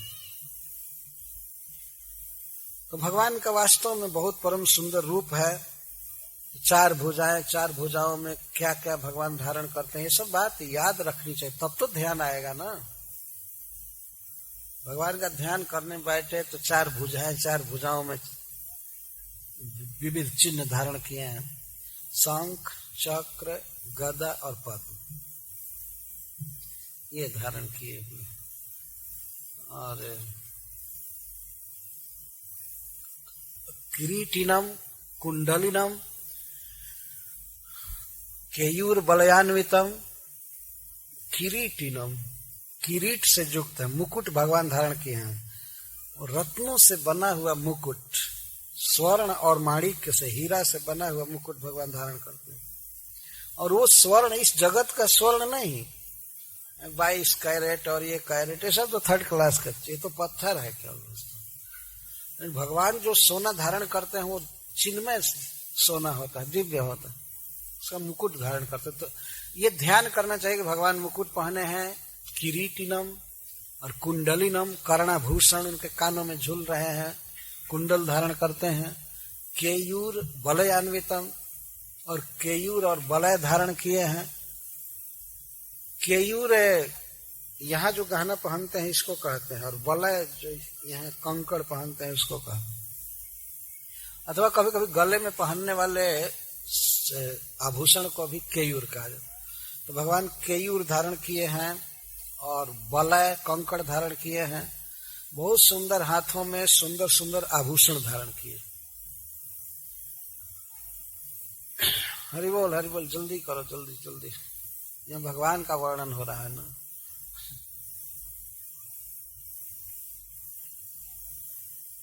बस तो केयूर बलयान्वितम, भगवान के बाह में कंकड़ वो पहनते हैं तो बहुत चमकता है, सांवले सांवले बाह में। और केयूर कौस्तुभा भरणम ग्रीवम, कौस्तुभा भरण ग्रीवम, और गले में कौस्तुभ मणि जगमग कर रहा है, ये ध्यान करना चाहिए। और पीत कौशे वाससम, पीला रेशमी वस्त्र भगवान पहने हैं, ये ध्यान करना चाहिए। और वस्त्र कैसे पहने, ऐसा नहीं कि ये ध्यान करे कि भगवान फुल पैंट पहने हैं, नहीं, वो कभी ऐसा नहीं पहनते। ये तो सब मलेच्छ और अंग्रेज पहनते हैं, उन लोगों को सीख लिए भारतवासी भी। आज भी मंदिरों में भगवान जैसा वस्त्र पहनते हैं वैसा वस्त्र पहनकर पुजारी लोग जाते हैं, धोती पहनते हैं, दुपट्टा डालते हैं, तब भगवान के पास जाते हैं। हम तो समझते हैं कि इस काल में कभी भी कोई पैंट पहनकर नहीं गया होगा टीटी के पास। गया है? नहीं गया होगा। और रंग में भी पीला वस्त्र भगवान को बहुत पसंद है। पीत और कौशे, कोष से बना हुआ रेशमी वस्त्र पहनते हैं। ये भगवान के वस्त्र का ध्यान। पीत कौशे वाससम कांची कलाप पर्यस्तम, ये सिख से नख ध्यान बता रहे, ऊपर से चल रहे नीचे की तरफ। जब पहले वर्णन किया गया कि प्रसादाभिमुखम सस्वत प्रसन्न बदने क्षणम, आते आते 4 भुजाएं आई, यहाँ तक उतर रहे हैं नीचे। भगवान के सिख नख का ध्यान वर्णन कर रहे हैं। अब इसके बाद कहते कांची कलाप पर्यस्तम, सोने की करधनी अर्थात बेल्ट चौड़ा भगवान बांधे हैं। तो कांची कलाप क्यों कह रहे हैं समूह? क्योंकि उस करधनी में छोटी छोटी सूक्ष्म घंटियां लगी हुई हैं। भगवान जहां चलते हैं वहां रुंझुन रुंझुन बजते रहते हैं। करधनी बेल्ट पीतांबर के ऊपर भगवान कस करके बांधते हैं। ढीला ढाला वस्त्र भगवान नहीं पहनते हैं, बहुत अच्छा से कस लेते हैं कि फिर ऐसा नहीं कि बार बार धोती खुलता रहे और बस बांधते रहो। कुछ लोग ऐसे देखे जाते हैं दिन भर में 10-20 बार वो बांधते हैं। तो उसी से अच्छा है एक बार बांध लिया, उधर युद्ध करना है, असुरों को मारना होता है, भक्तों के पास जाना होता है, नृत्य करना है भगवान को, तो करधनी बांधते हैं। शरण में उतर रहे, ध्यान बता रहे। और सोने के नूपुर चरण में है, लसत बहुत सुंदर लग रहा है, अब बिल्कुल नख तक उतर रहे। पदभ्याम नख मणि श्रेण्याम बिलसद्भ्याम समर्चताम हृत पद्म कर्णिका आक्रम्य आत्मनि अवस्थितम। तो ये ध्यान करना चाहिए कि भगवान अपने भक्तों के समर्चता, भक्तों के हृदय कमल पर चरण दे करके खड़े हैं। भक्तों के कलेजा पर भगवान खड़े हैं। कलेजा कैसा है कि कमल के कर्णिका के समान है। कमल जैसे खिल जाता है तो उसकी कर्णिका चारों तरफ होती है और बीच में एक गद्दी होता है, केसर जहां लगा रहा। तो भक्तों का जो हृदय है वास्तव में कमल जैसा होता है। वो ध्यान करते हैं कि भगवान हमारे हृदय पर विराजमान है। तो उनके दोनों चरण कमल बहुत सुंदर हैं, बहुत सुकुमार, उस कमल से कोटि गुना सुकुमार है जिस कमल पर वे अपना चरण कमल विन्यस्त किए हैं। तो पद्भ्यम नखम मणि श्रेण्याम, और भगवान के दोनों चरण में 10 नख मणियां।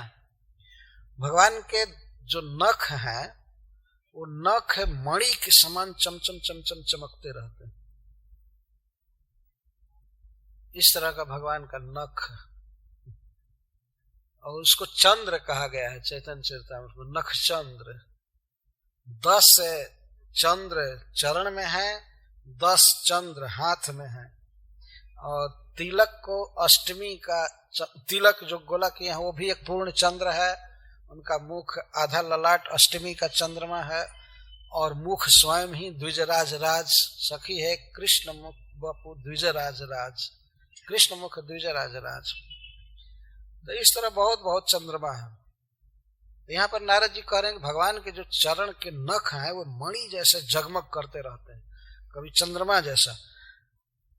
समर्चताम, जो भगवान की पूजा करते हैं, ध्यान करते हैं, उनके हृदय कमल की कर्णिका को आक्रांत करके उनके मन में भगवान बसते रहते, खड़े रहते हैं। इस तरह से इतना शुद्ध मन होता है भक्तों का कि वहां पर भगवान इस तरह से स्फुरित होते हैं।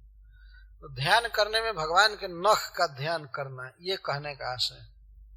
और चरण कहाँ खड़े हैं? तो भक्तों के हृदय कमल पर, भक्त के हृदय कमल पर खड़े हैं और 10 नख बहुत सुंदर लग रहे हैं। इसको ध्यान कहा जाता है। ध्यान अवस्थित तद्गतेन मनसा पश्यन्ति यम योगिना। जोगी लोग भगवान के रूप का इस तरह से ध्यान करते हैं। फिर यह कह करके चरण कमल चरण नख का ध्यान कह करके फिर नारद जी कहते हैं कि सबसे अधिक क्या ध्यान करना? स्मयमान अभिध्यायेत सानुरागावलोकनम नियते नैक भूते न मनसा वरदर्शभम। अब श्री नारद जी कह रहे हैं कि भगवान के मुख का ध्यान करना। स्मयमानम, भगवान मुस्कुरा रहे हैं, केवल प्रसन्न ही नहीं है। प्रसन्न होना एक और चीज है, मुस्कुराहट आवे मतलब भीतर से कोई बात सोच करके भगवान हंस रहे हैं।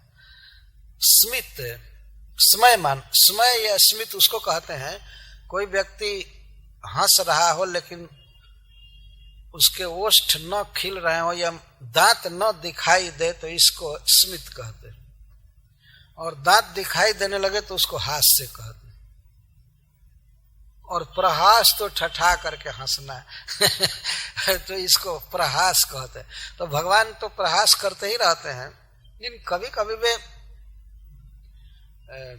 ऐसे मुस्कुराते हैं कि उनके मुस्कुराहट पर ही संसार के सारे लोग न्यौछावर हो जाते हैं, खास करके ज्योति स्त्रियां भगवान श्री कृष्ण के मुस्कुराहट पर। इसका वर्णन भागवत में बहुत किया गया है। स्मित सुंदरम, तो यह ध्यान करना चाहिए कि भगवान मुस्कुरा रहे हैं।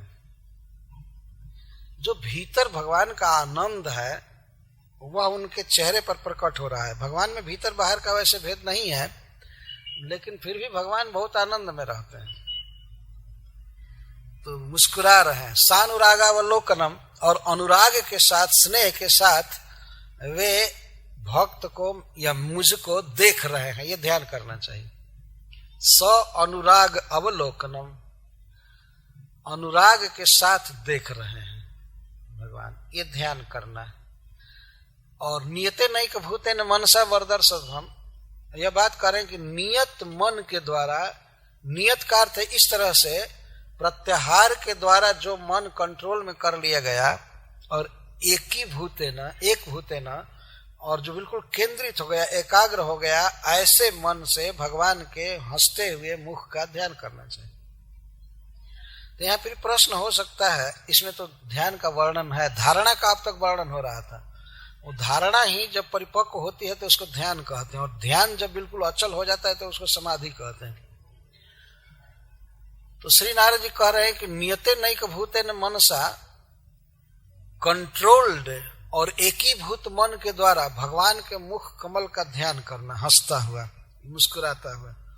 इस पर श्रीधर स्वामी जी कहते हैं कि जब पहले कह दिया गया शनैर विउदस्य, मनोमल को विउदस्य, मन की चंचलता को खत्म करके ध्यान करना चाहिए, तो यहाँ ये क्यों कह रहे हैं फिर? तो यहाँ पर श्रीधर स्वामी जी संकेत करते हैं कि नारद जी का कहना है कि अब भगवान के अन्य अंगों से भी मन को हटा करके और भगवान के सुंदर मुस्कुराते हुए मुख का ध्यान करना, ये उनके कहने का आशय। एक भूत है ना, इसका अर्थ बस एक भूत है, केवल मुख पर ही देखना, और विशेष करके भगवान के मुस्कुराते हुए चेहरे को देखना और उनके नजर को देखना कि वे तुम पर देख रहे हैं। सानुरागावलोकनम, स्नेह के साथ जो अवलोकन करते हैं उसको देखना, मन ही मन ध्यान करना। और ध्यान में यह भी देखना कि भगवान वरदर्शभ है, वरद ऋषभ है, महादानियों में सबसे अग्रगण्य है, सब कुछ दे सकते हैं। भगवान आत्मद है, अपने को भी दे देते हैं, फिर स्वर्ग और ब्रह्मांड देना उनके लिए क्या बड़ी बात, तो अपने आप को भी दे देते हैं। वरदर्शभ, महावदान्य है, महादानी है, इस तरह से उनका ध्यान करना है। तो जब तुम ऐसा ध्यान करोगे भगवान का, तो मन तुम्हारा इतना आनंदित हो जाएगा, इतना आनंदित हो जाएगा कि भगवान के मुख से या भगवान के सर्वांग शरीर से इधर उधर जा ही नहीं सकता। इस प्रकार से वर्णन कर रहे हैं। एवं भगवतो रूपम सुभद्रम ध्यायतो मनः निर्वृत्या परया तूर्णम संपन्नम न निवर्तते। यह भगवान के ध्यान के आनंद का वर्णन किया जा रहा है। एवं भगवतः सुभद्रम रूपम ध्यायतः, जब कोई व्यक्ति इस तरह से भगवान के सुभद्रम, परम मंगलमय, परम दिव्य, अनिर्वचनीय, अप्राकृत रूप का ध्यान करता है, तो उसका मन परमानंद से मग्न, परमानंद में मग्न हो जाता है। निर्वृत्या परया संपन्नम, और तूर्णम का अर्थ तुरंत। जो कोई व्यक्ति भगवान के इस सुभद्र रूप का ध्यान करता है तो उसका मन तत्काल आनंद में सराबोर हो जाता है, संपन्न हो जाता है, परा निर्वृत्ति से संपन्न हो जाता है। और ऐसा मन फिर भगवान को छोड़कर इधर उधर न निवर्तते, जाता नहीं है, अपने आप मन बिल्कुल अचल रहेगा, वो जाएगा ही नहीं। संपन्नम न निवर्तते, उस परम सुख से युक्त होकर, आनंद से युक्त होकर मन है उस रूप से इधर उधर नहीं जाएगा। इस तरह से अगर ध्यान किया जाए तो भगवान में मन आविष्ट हो जाता है। अगर भक्त चाहे भी कि उसका मन इधर उधर जाए तो नहीं जा सकता, इतना उसे सुख मिलता है। मन को तो सुख चाहिए, आनंद चाहिए, जहां आनंद मिलेगा वहां रहेगा। तो भगवान में तो अप्राकृत दिव्य आनंद है, उस आनंद को जब मन पा जाता है तो कहीं नहीं जाता। निर्वृत्या परया तूर्णम संपन्नम न निवर्तते, इधर उधर नहीं जाता। तो यह ध्यान की विधि नारद जी ने बताया। तो इस तरह से भगवान के रूप का ध्यान करना, इसमें लीलाएं भी हैं, गुण भी हैं। अच्छा, तो ध्यान की बात तो नारद जी ने बताया, यह मन का कार्य था, मन में भगवान को देखना है।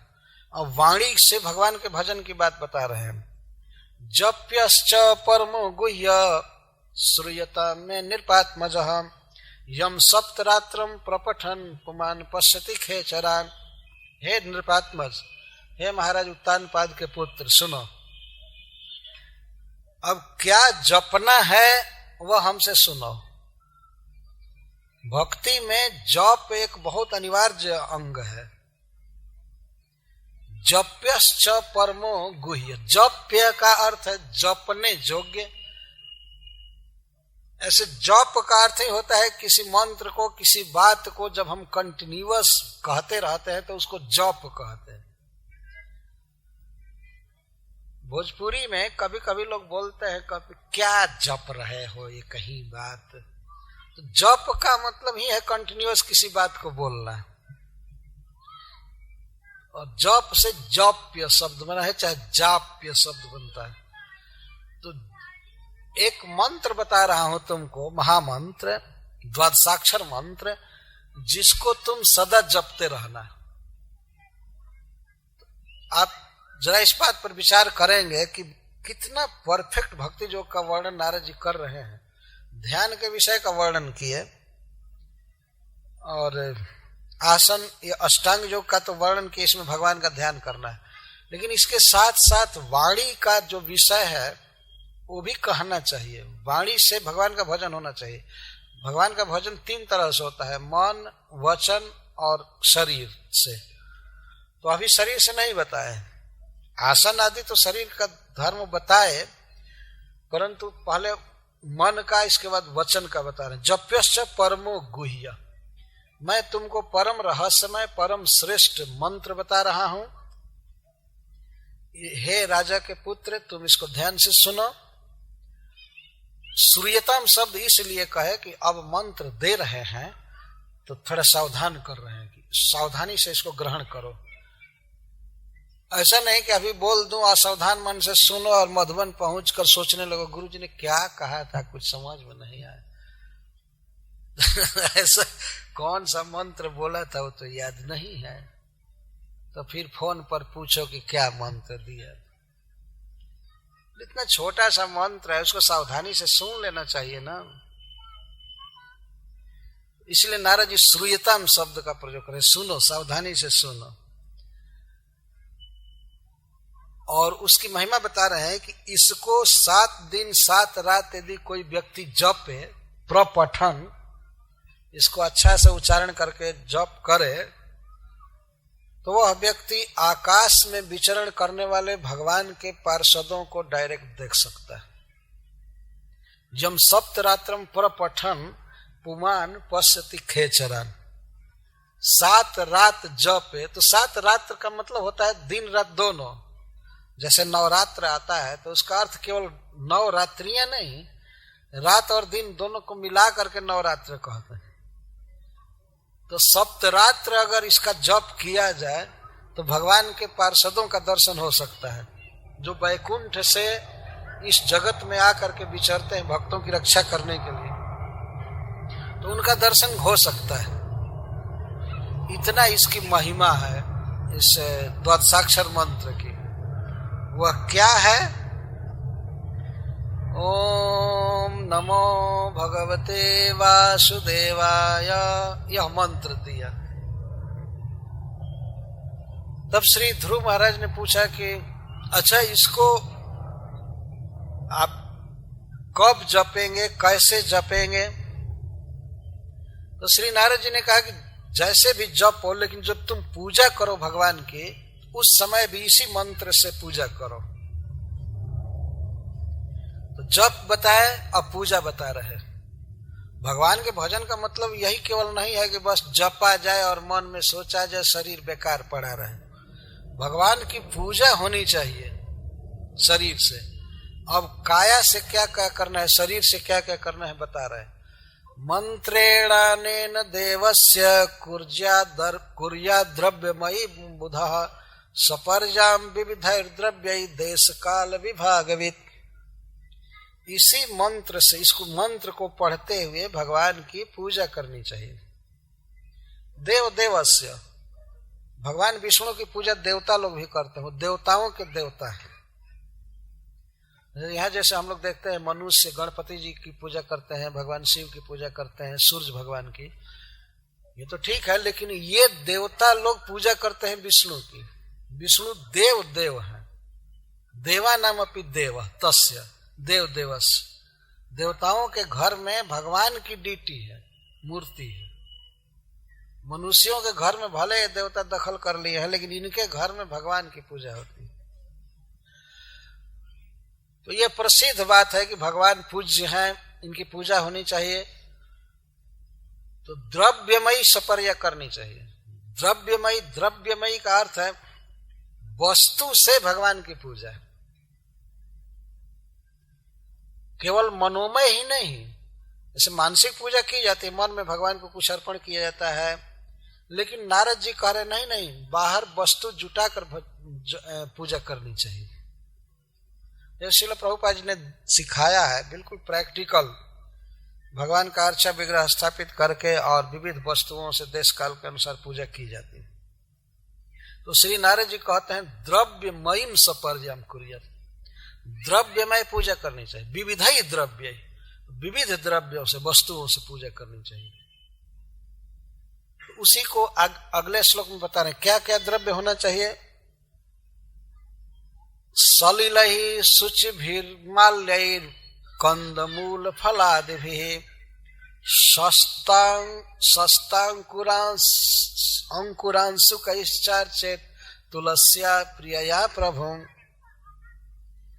किन किन वस्तुओं से पूजा करनी चाहिए, खासकर ध्रुव महाराज को बता रहे। ध्रुव महाराज घर से एक पैसा लेकर नहीं गए थे, तो ऐसा नारद जी नहीं बताएंगे कि जा करके दुकान से फल खरीद करके लाना, भगवान को भोग लगाना। तो क्या भक्ति करते? तो जो चीज सुलभ है उसको बता रहे। पहले ही उन्होंने कहा देश काल विभागवित, भगवान की पूजा देश और काल के अनुसार होती है। मान लीजिए बसंत ऋतु में जो फूल खिलते हैं तो वही फूल भगवान को अर्पित किए जाएंगे।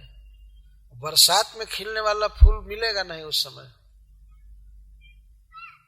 और हरे कृष्ण आंदोलन के तो मंदिर सारी दुनिया में हैं, तो सब जगह सब प्रकार के फूल नहीं मिलते हैं, सब तरह की वस्तुएं नहीं मिलती। इसीलिए भगवान भी कृपा करते हैं, जैसा देश होता है, जैसा काल होता है, वैसी वस्तु पाकर खुश हो जाते हैं। जैसे नीलाचल नाथ जी भात खा करके खुश हो जाते हैं। जानते हैं कि उड़ीसा में भात होता है तो यही खाना चाहिए, और भात को महाप्रसाद कहते हैं। और दूसरे चीज को महाप्रसाद मुश्किल से कहा जाता है, लेकिन भात को तो महाप्रसाद कहते हैं, क्योंकि भगवान खाते हैं इसको। और वो मिट्टी के बर्तन में खाते हैं, उनको बहुत मजा आता है। हम तो देख करके कभी कभी चकित होते हैं, क्या लीला है इनकी। कांवर में ढोते हैं पुजारी लोग बना बना कर भगवान को, और उसी बर्तन में खाते रहते हैं। देश अलग है, यहाँ चावल होता है, भात होता है, इसीलिए भगवान बहुत पसंद करते हैं। और उनका प्रसाद सब लोग खाते हैं, सभी होटलों में जाता है, सब लोग जाता है, सब लोग। हमको लोग एकादशी के बाद द्वादशी का पारण करते हैं तो भगवान जगन्नाथ जी का भात खाकर। वास्तव में भात महाप्रसाद है। एक बात सुन करके आप लोगों को आश्चर्य होगा, बिहार में लोग और वस्तुओं का नाम रखते हैं, दाल या सब्जी, खीर, पूरी, लेकिन भात को प्रसाद कहते हैं। जो भोग नहीं लगा हुआ है उसको भी प्रसाद कहते हैं। जब भोग लग गया तब तो महाप्रसाद हो गया। लेकिन ऐसे भी प्रसाद कहते हैं, प्रसाद प्रसाद प्रसाद। ये अवश्य ये जगन्नाथ जी के प्रसाद के कारण ही भात को प्रसाद कहा जाता होगा, इसमें संदेह नहीं। लोक में भी ये बात स्थापित। तो किसी भक्त को निराश नहीं होना चाहिए कि अरे वैकुंठनाथ को हम क्या अर्पित करेंगे, हम तो गरीब भक्त हैं। जैसा देश है, जैसा काल है, वैसा भगवान पूजा स्वीकार कर लेते हैं। एक बच्चे को पूजा सिखाई जा रही, जाओ मधुबन, तो वहां सलिल शुचि भी, पवित्र जल भगवान को अर्पण करना। और बहुवचन में बोला जा रहा है, कई बार भगवान को पानी अर्पण करना होता है। हाथ धोने के लिए, पीने के लिए भगवान को जल अर्पित किया जाता है। तो पवित्र जल अर्पण करना, सलिल शुचि भी। तो बताइए कौन ऐसा गांव है, कौन ऐसा शहर है जहां पानी नहीं मिलता है भगवान के लिए? सब जगह पानी है ना। तो पानी भगवान को अर्पण किया जा सकता है। लेकिन जिसको यही दुराग्रह मन में बसा हुआ है, जो वास्तव में इसी हठ पर है कि भगवान निराकार है, तो वो पानी क्या अमृत भी अर्पण नहीं करेगा भगवान को। और वो बेईमान अपने आप पीता रहेगा, घट घट बोतल उठा करके, ये पानी पियो। पानी पीते समय भगवान जगन्नाथ जी की याद करनी चाहिए ना। पानी उनका दिया हुआ है। रसो हम अपसु कौनतेय और भास्मी सूर्य। जल में जो रस है वो भगवान है, भगवान जल बनाए। तो देश काल के अनुसार सब जगह वस्तुएं मिलती हैं, उसे भगवान की पूजा करनी चाहिए। सबसे पहले नारद जी जल शब्द का प्रयोग करें। सलिल है, शुचि भी, पवित्र जल भगवान को अर्पण किया जा सकता है। शुचि भी, वन्य ही, कंद मूल फलाद भी, माल्य ही, भगवान को पुष्प अर्पित किया जा सकता है। जिससे माला बनती है उसको माल्य कहते हैं। माल्य माने पुष्प। तो पुष्प भगवान को अर्पित किया जाता है। प्रत्येक देश में, प्रत्येक काल में कुछ न कुछ पुष्प होते ही हैं, तो भगवान के पुष्प चढ़ाना चाहिए। फिर कंद मूल फलाद भी, और कंद मूल फल आदि भगवान को अर्पण करना चाहिए। प्रतिदिन शरीर से भगवान की इस तरह सेवा करनी चाहिए, ये कह रहे हैं। ध्रुव महाराज के संबंध से ही या बहाने से सबको उपदेश कर रहे हैं। कंद मूल फलाद भी, और शस्त अंकुर और अंशुकई। शस्त का अर्थ प्रशस्त, प्रसिद्ध, जैसे दुर्वांकुर। दुब का अंकुर भी भगवान को अर्पित किया जा सकता है। और अंशुक का अर्थ होता है भूर्ज तरु, भोजराज, भोज के पत्र भगवान को अर्पित करना चाहिए आदि भी। और भी बहुत प्रकार से चीजें हैं, तो उसके द्वारा भगवान की पूजा की जा सकती है। और तुलस्या प्रिया प्रभु, तुलस्या प्रिया प्रभु, और भगवान की सबसे प्रिय तुलसी जी हैं। तुलसी भगवान को अर्पण करना चाहिए, इसके द्वारा पूजा करनी चाहिए। और इससे अधिक सस्ती वस्तु क्या बताई जाएगी? बताइए, भगवान की पूजा करने के बाद लोग सोचते हैं कि भगवान की पूजा करना बहुत कठिन है, बहुत बार भोग लगाना पड़ेगा, बहुत बार ये करना पड़ेगा। तो बहुत बार पानी अर्पण करने में क्या है? ये तुलसी लगा लीजिए, 2-4 पौधा, और भगवान को अर्पित कीजिए। तो भगवान भाव देखते हैं ना, उनको वस्तु की जरूरत नहीं होती है कि ये उत्कृष्ट वस्तु है, निकृष्ट वस्तु है। मैं भाव देखते हैं। तो इस तरह पूजा करना, इन वस्तुओं का नाम दे रहे हैं। फिर प्रश्न होता है कहाँ पूजा करें? तो वे कहते हैं लब्ध्वा द्रव्यमयी अर्चा भूम्यम वादिशु वार्चयत। या तो मूर्ति ले ले, अर्चा कहीं से ले ले। कई प्रकार की अर्चा होती है, जैसे शिला, काष्ठ या धातु या चित्र। जैसे जगन्नाथ जी का श्री विग्रह काष्ठ से बनता है, तो ये दारू ब्रह्म है, वास्तव में चिन्मय है, वो दूसरी बात है। लेकिन कहीं से भी शिला से बना सकते हैं, धातु से बना सकते हैं। अगर यह न हो तो भूमि अम्बु आदि से, तब भूमि पर पूजा करे, पूजा के सारे सामग्री को भूमि में अर्पित करे और भावना करे कि भगवान इसके भीतर हैं, भगवान को अर्पित करना चाहिए, जल में अर्पित करना चाहिए, किसी भी तरह से पूजा करे। लेकिन पूजा कैसे करनी चाहिए और साधक के गुण का वर्णन कर रहे हैं। आभृत आत्मा मुनि शांत जतवाक मित बन्य भूक। भक्त को चाहिए कि वह आभृत आत्मा अपने मन को बिल्कुल वश में रखे, पूर्ण संतुष्ट रहे, और मुनि का अर्थ है कि मनन करे भगवान की लीलाओं का, मन में भगवान के गुणों का मनन करे, इसको मुनि कहते हैं। और शांत का अर्थ है कि कभी क्रोध न करे, क्रोध न करे। ऐसा नहीं कि इधर पूजा कर रहा है तब तक कोई कुछ बोल दिया तो उसको गाली देना चालू किया पूजा छोड़ करके। भक्त को कभी भी अपशब्द का प्रयोग नहीं करना चाहिए, क्रोध नहीं करना चाहिए, शांत। और जतवाक, वाणी को एकदम अपने कंट्रोल में रखना चाहिए। जतवाक, खास करके पूजा के समय और कोई दूसरी बात नहीं बोलनी चाहिए। पूजा के व्यतिरिक्त समय में भी कोई बात नहीं बोलनी चाहिए, लेकिन पूजा के समय तो एक शब्द दूसरा नहीं बोलना चाहिए। कभी कभी ऐसा देखा जाता है कि कुछ लोग भगवान को भोग लगा देते हैं और बाहर आकर के बात करते रहते हैं। नहीं, जब तक भगवान खा रहे हैं तब तक एक शब्द भी दूसरा नहीं बोलना चाहिए। जतवाक और मित बन्य भूक। और जो इस तरह से भगवान की पूजा करता है उस व्यक्ति को चाहिए कि वह मित बन्य भूक, वन के कंद मूल फल आदि को ही खाए और थोड़ा खाए। जितने से भक्ति करने में उत्साह रहे, जीवन चल जाए, उतना ही खाना चाहिए। कुछ लोग ऐसा कहते हैं कि भक्ति का भोजन के साथ कोई संबंध नहीं, जो मन में आवे खाओ, फिर भी भगवान का ध्यान करते रहो। पर यह बात नहीं है, भोजन पर नियंत्रण होना चाहिए। तो नारद जी कह रहे हैं, एक तो वन्य और मित। वन्य का अर्थ है वन में तुमको जो कुछ मिले, कंद मूल फल खा लेना। मथुरा के किसी रेस्टोरेंट में मत जाना खाने के लिए। नारद जी के कहने का आशय यह है। जो लोग ये सोचते हैं कि हम कुछ भी खा करके भजन कर लेंगे, वास्तव में भ्रम में है। वन्य भोग, जो समान रूप से देश काल के अनुसार मिले उसी को खाना चाहिए। अब इधर उड़ीसा में भात खा करके, सब्जी मिले, दाल मिले, बस ठीक प्रसन्न होना चाहिए। अब ये पिज्जा और इटली का बना हुआ ये खाओ वो खाओ, आदमी क्या भजन करेगा? वो सोचता है विदेशी लोग ये खाते हैं तो हम भी खाएंगे, वो खाते हैं तो हम भी खाएंगे। तो खाने में रहो, भजन क्या करोगे? भोजन का बहुत संबंध है भक्ति के साथ।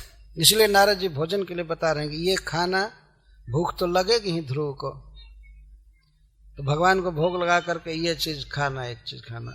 अब भगवान की लीलाओं के ध्यान की बात कर रहे हैं। स्वेच्छावतार चरित रचिंत निज माया करिष्यतुत्तम श्लोक तध्याय हृदयंगमम। कहते हैं कि आगे चल करके भगवान बहुत लीला करेंगे, बहुत अवतार ग्रहण करेंगे अपनी इच्छा से, अपनी अचिंत शक्ति से, और लीला करेंगे। उन लीलाओं का ध्यान करना चाहिए।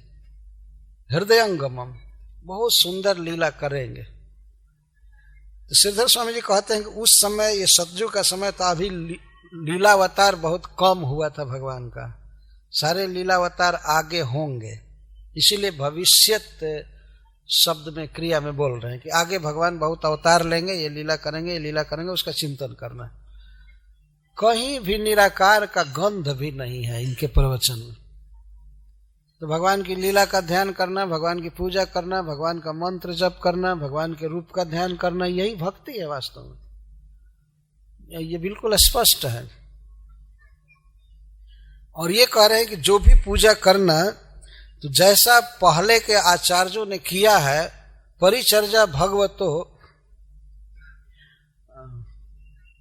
कैसे है, परिचर्या भगवतो जावत्य पूर्व सेविता, ता मंत्र हृदय नैव प्रयुंजन मंत्र मूर्तये। जो भी पूजा पहले के आचार्यों ने किया है उसके अनुसार पूजा करना, खूब मन लगा करके, वो कर्तव्य है। और जो भी पूजा करना तो भगवान को जो वस्तु अर्पण करना तो इसी मंत्र के साथ अर्पण करना। ओम नमो भगवते वासुदेवाय इदम अर्पयामि इदम गृहाण, मैं अर्पण कर रहा हूँ, यह भगवान लीजिए। तो हमेशा ओम नमो भगवते वासुदेवाय कह करके और अर्पण करना। भगवान को मंत्र मूर्ति कहा गया है इस श्लोक में, और इस द्वादशाक्षर मंत्र को मंत्र हृदय कहा गया है। समस्त मंत्रों का यह कलेजा है, सार है, महामंत्र। ओम नमो भगवते वासुदेवाय, समस्त मंत्रों का यह हृदय, इसको मंत्र हृदय का, भगवान की उपासना का यह मंत्र है। और बहुत काल से ऋषि मुनियों ने, भक्तों ने इसका जप किया। और भगवान को मंत्र मूर्ति इसलिए कहा जाता है कि मंत्र के जपने से ही उनकी मूर्ति प्रकट होती है, उनका स्वरूप भक्तों के सामने प्रकट होता है जप करने से। हरे कृष्णा कृष्णा कृष्णा हरे हरे, हरे राम राम राम हरे हरे। मंत्र मूर्तये, मंत्र में ही भगवान रहते हैं, इसीलिए मंत्र का जप बहुत होना चाहिए। परिचर्यमाणो भगवान भक्तिमत परिचर्यया, पुंसाम मायिनाम सम्यक भजताम भाववर्धनहम्, श्रेयो दिशद अभिमतम जद धर्मादिषु देहिनाम। कह रहे कि इस प्रकार से जब कोई भक्त भक्तिमय पूजा द्वारा भगवान की पूजा करता है, भक्ति से भगवान की पूजा करता है, अपने हृदय में बसे हुए भगवान की इस तरह से जब पूजा करता है, तो भगवान उसके अभिमत धर्म आदि में जो भी चाहिए, धर्म अर्थ काम मोक्ष, वो दे देते हैं। भगवान प्रसन्न हो जाते हैं। अमायिनाम पुरुषम, भगवान देखते हैं कि यह निष्कपट व्यक्ति है, शुद्ध हृदय से मेरी पूजा कर रहा है और यह चाह रहा है, तो वह देहधारी प्राणी जो भी चाहता है सबकी इच्छा को भगवान पूरी कर देते। एवं परिचर्य मानो भगवान, भक्तिमत परिचर्या, लेकिन वह परिचर्या भक्तिमत होनी चाहिए, भक्ति से ओतप्रोत होनी चाहिए। जब भक्ति से भगवान की पूजा की जाती है, जप किया जाता है, ध्यान किया जाता है, तो श्रेयो दिशति अभिमतम, जो अपना अभीष्ट श्रेय है, चाहे धन चाहिए, काम चाहिए, या स्वर्ग चाहिए, या मुक्ति चाहिए, जो चाहिए दिशति ददाति, भगवान देते हैं। देहधारी को इच्छा होती ही रहती है, अतः विविध देहधारी हैं, विविध कामनाएं उनको होती रहती है। देहिनाम बहुवचन बोलकर यह कह रहे हैं कि कोई भी देहधारी, मनुष्य ही नहीं, पशु पक्षी तक भगवान की भक्ति कर सकते हैं, और जिसकी जो भी इच्छा होती है भगवान उसके भक्ति से प्रसन्न होकर के उसको देते हैं। और इतना ही नहीं, अपनी ओर से उसे अपना चरण कमल दे देते हैं। कहने का मतलब ये है। पर अंत में नारद मुनि ध्रुव महाराज को सावधान कर रहे हैं, विरक्तश्चेन्द्रिय रतौ भक्ति योगे न भूयसा तब निरंतर भावे न भजे तद्धा विमुक्त। परंतु ध्रुव है, देखो भगवान तो सबको सब कुछ दे देते हैं, बहुत कृपालु हैं, लेकिन उचित यह है कि इंद्रियों के भोगों में, विषयों में विरक्त रह करके, अनासक्त रह करके विमुक्ति के लिए भगवान का भजन करना चाहिए। विमुक्ति का अर्थ है विशेष मुक्ति, भगवान का पार्षद बनने के लिए। वैकुंठ में भगवान की नित्य सेवा मिले तो उस नित्य सेवा को प्राप्त करने के लिए निरंतर भाव द्वारा, प्रेम द्वारा भगवान की पूजा करनी चाहिए, किसी वस्तु की कामना नहीं करनी चाहिए। यह उन्होंने थोड़ा सा संकेत किया, लेकिन वो जानते थे कि ध्रुव इस समय इस बात पर ध्यान नहीं देंगे। उन्होंने स्पष्ट कहा कि भगवान की पूजा, भगवान का भजन, ध्यान जो भी करना चाहिए निष्काम भाव से, भगवान का पार्षद बनने के लिए, भगवान की नित्य सेवा प्राप्त करने के लिए करनी चाहिए, भोगों के लिए नहीं। इस प्रकार से जब नारद जी ने कहा तो इत्युक्तस्तम परिक्रम्य प्रणम्य च निर्पार्भकः जजौ मधुबनम पुण्यम हरेश चरण चर्चितम। इस प्रकार से जब नारद जी ने कहा तो श्री ध्रुव महाराज नारद जी की परिक्रमा किए और परिक्रमा करके दंडवत प्रणाम किए और इसके बाद मधुबन गए। नारद जी से पूछा होगा रूट पूरा किधर जाएगा, रास्ता कैसे जाएगा, अथवा नारद जी ने बताया होगा कि यहाँ से कुछ कोस जाने के बाद वहां पूछ लेना, वहां पूछ लेना। तो पहले तो मथुरा पूछे होंगे, मधुबन तो सबको मालूम होगा उधर का कैसे रास्ता जाएगा। 5 वर्ष का बच्चा पूरा अपना निर्देशन लिख लिया, गया। तो इस प्रकार से ध्रुव महाराज तो चले गए मधुबन। पुनः कह रहे हरेश चरण चर्चितम। मधुबन या ब्रजमंडल भगवान श्री कृष्ण के चरण चिन्ह से अलंकृत है, शोभायमान। ब्रज के एक एक कण कण में, इंच इंच में भगवान के चरण कमलों की छाप। रासलीला करने से, गोचारण करने से, घूमने से ब्रज में भगवान भ्रमण करते ही रहते हैं। घर में रात को थोड़ा सा रुकते हैं, दिन भर तो घूमते ही रहते हैं और बिना जूता के घूमते हैं, बिना पद त्राण के। इसीलिए उनके चरणों की छाप ब्रजरज में पड़ती रहती है। तो ब्रज का प्रत्येक कण भगवान के चरणों का स्पर्श पाया हुआ है। हरेश चरण चर्चितम। चर्चितम का अर्थ है अलंकृतम, सुशोभितम। भगवान का चरण कमल धन्य किया है ब्रजमंडल को। चंक्रमणेन चांचति। हस्तिनापुर की नारियों ने कहा है कि ब्रजमंडल को इस पुरुष ने अपने चंक्रमण द्वारा, भ्रमण द्वारा अलंकृत किया। तो इस प्रकार नारद जी ध्रुव महाराज को भेजे मधुबन और वे आए महाराज उत्तानपाद के पास। नारद जी उत्तानपाद को संत्वना देने के लिए। तपोवनम गते तस्मिन् प्रविष्टन्तः पुरम मुनिः अर्हितार्हण को राज्ञा सुखासीन उवाच तम। जब उधर ध्रुव चले गए तो नारद जी आए उनके पिता को सांत्वना देने के लिए उत्तानपाद के पास। तो महाराज उत्तानपाद ने स्वागत सत्कार किया, आसन दिया, सत्कार किया। उनके सत्कार को स्वीकार करके नारद जी सुख से बैठे। सुख से बैठ करके वे प्रश्न किए उत्तानपाद से। ऐसा प्रश्न कर रहे थे जैसे उनको मालूम नहीं है। राजा उत्तानपाद बहुत खिन्न हो गए थे, पुत्र के घर से बाहर जाते तो पूछते हैं राजन किम ध्यायसे दीर्घम मुखेन परिशुष्यता। हे राजा, आप क्या दुख में पड़े हुए हैं, क्या सोच रहे हैं? यदि राजा कहें कि कैसे आप जान गए कि मैं दुख में हूं, तो नारद जी कहते मुखेन परिशुष्यता। आपका तो मुख सूख गया है, मुख बता देता है कि आदमी दुख में। क्या बात हो गई? किंवा न रिष्यते कामो धर्मवार्थेन संयुता। क्या कोई इंद्रिय भोग की सामान कम पड़ गया, पैसे की कमी हो गई, कि धर्म का आचरण करने में कोई बाधा हो रही है? क्या बात है बताइए। साधु लोग भी बड़े मजाक क्या करते हैं। नारद जी को सब पता है कि अपने पुत्र के विरह में बेचारे रो रहे। तो कहते क्या कमी हो गई है? कोई धन की कमी हो गई है, काम की कमी हो गई है, क्या हो गया है, क्यों शोक में है? तब महाराज उत्तानपाद कहते हैं सुतो में बालको ब्रह्मन् स्त्रैणेन अकरुणात्मना निर्वासितो 5 वर्ष सहमात्रा महान कवि। देखिए, जब ध्रुव महाराज चले गए घर से तो राजा उनका ही चिंतन करने लगे। अब वो सुरुचि फुरुचि उत्तम फुत्तम सब गए, उनका चिंतन नहीं कर रहे थे। जो व्यक्ति भगवान का भजन करने चल देता है तो उस पर सारा संसार अनुग्रह करने लगता है। वही उत्तानपाद जो गोद में नहीं लिए थे, आज अब दिन रात हा पुत्र हा ध्रुव यही करने लगे थे।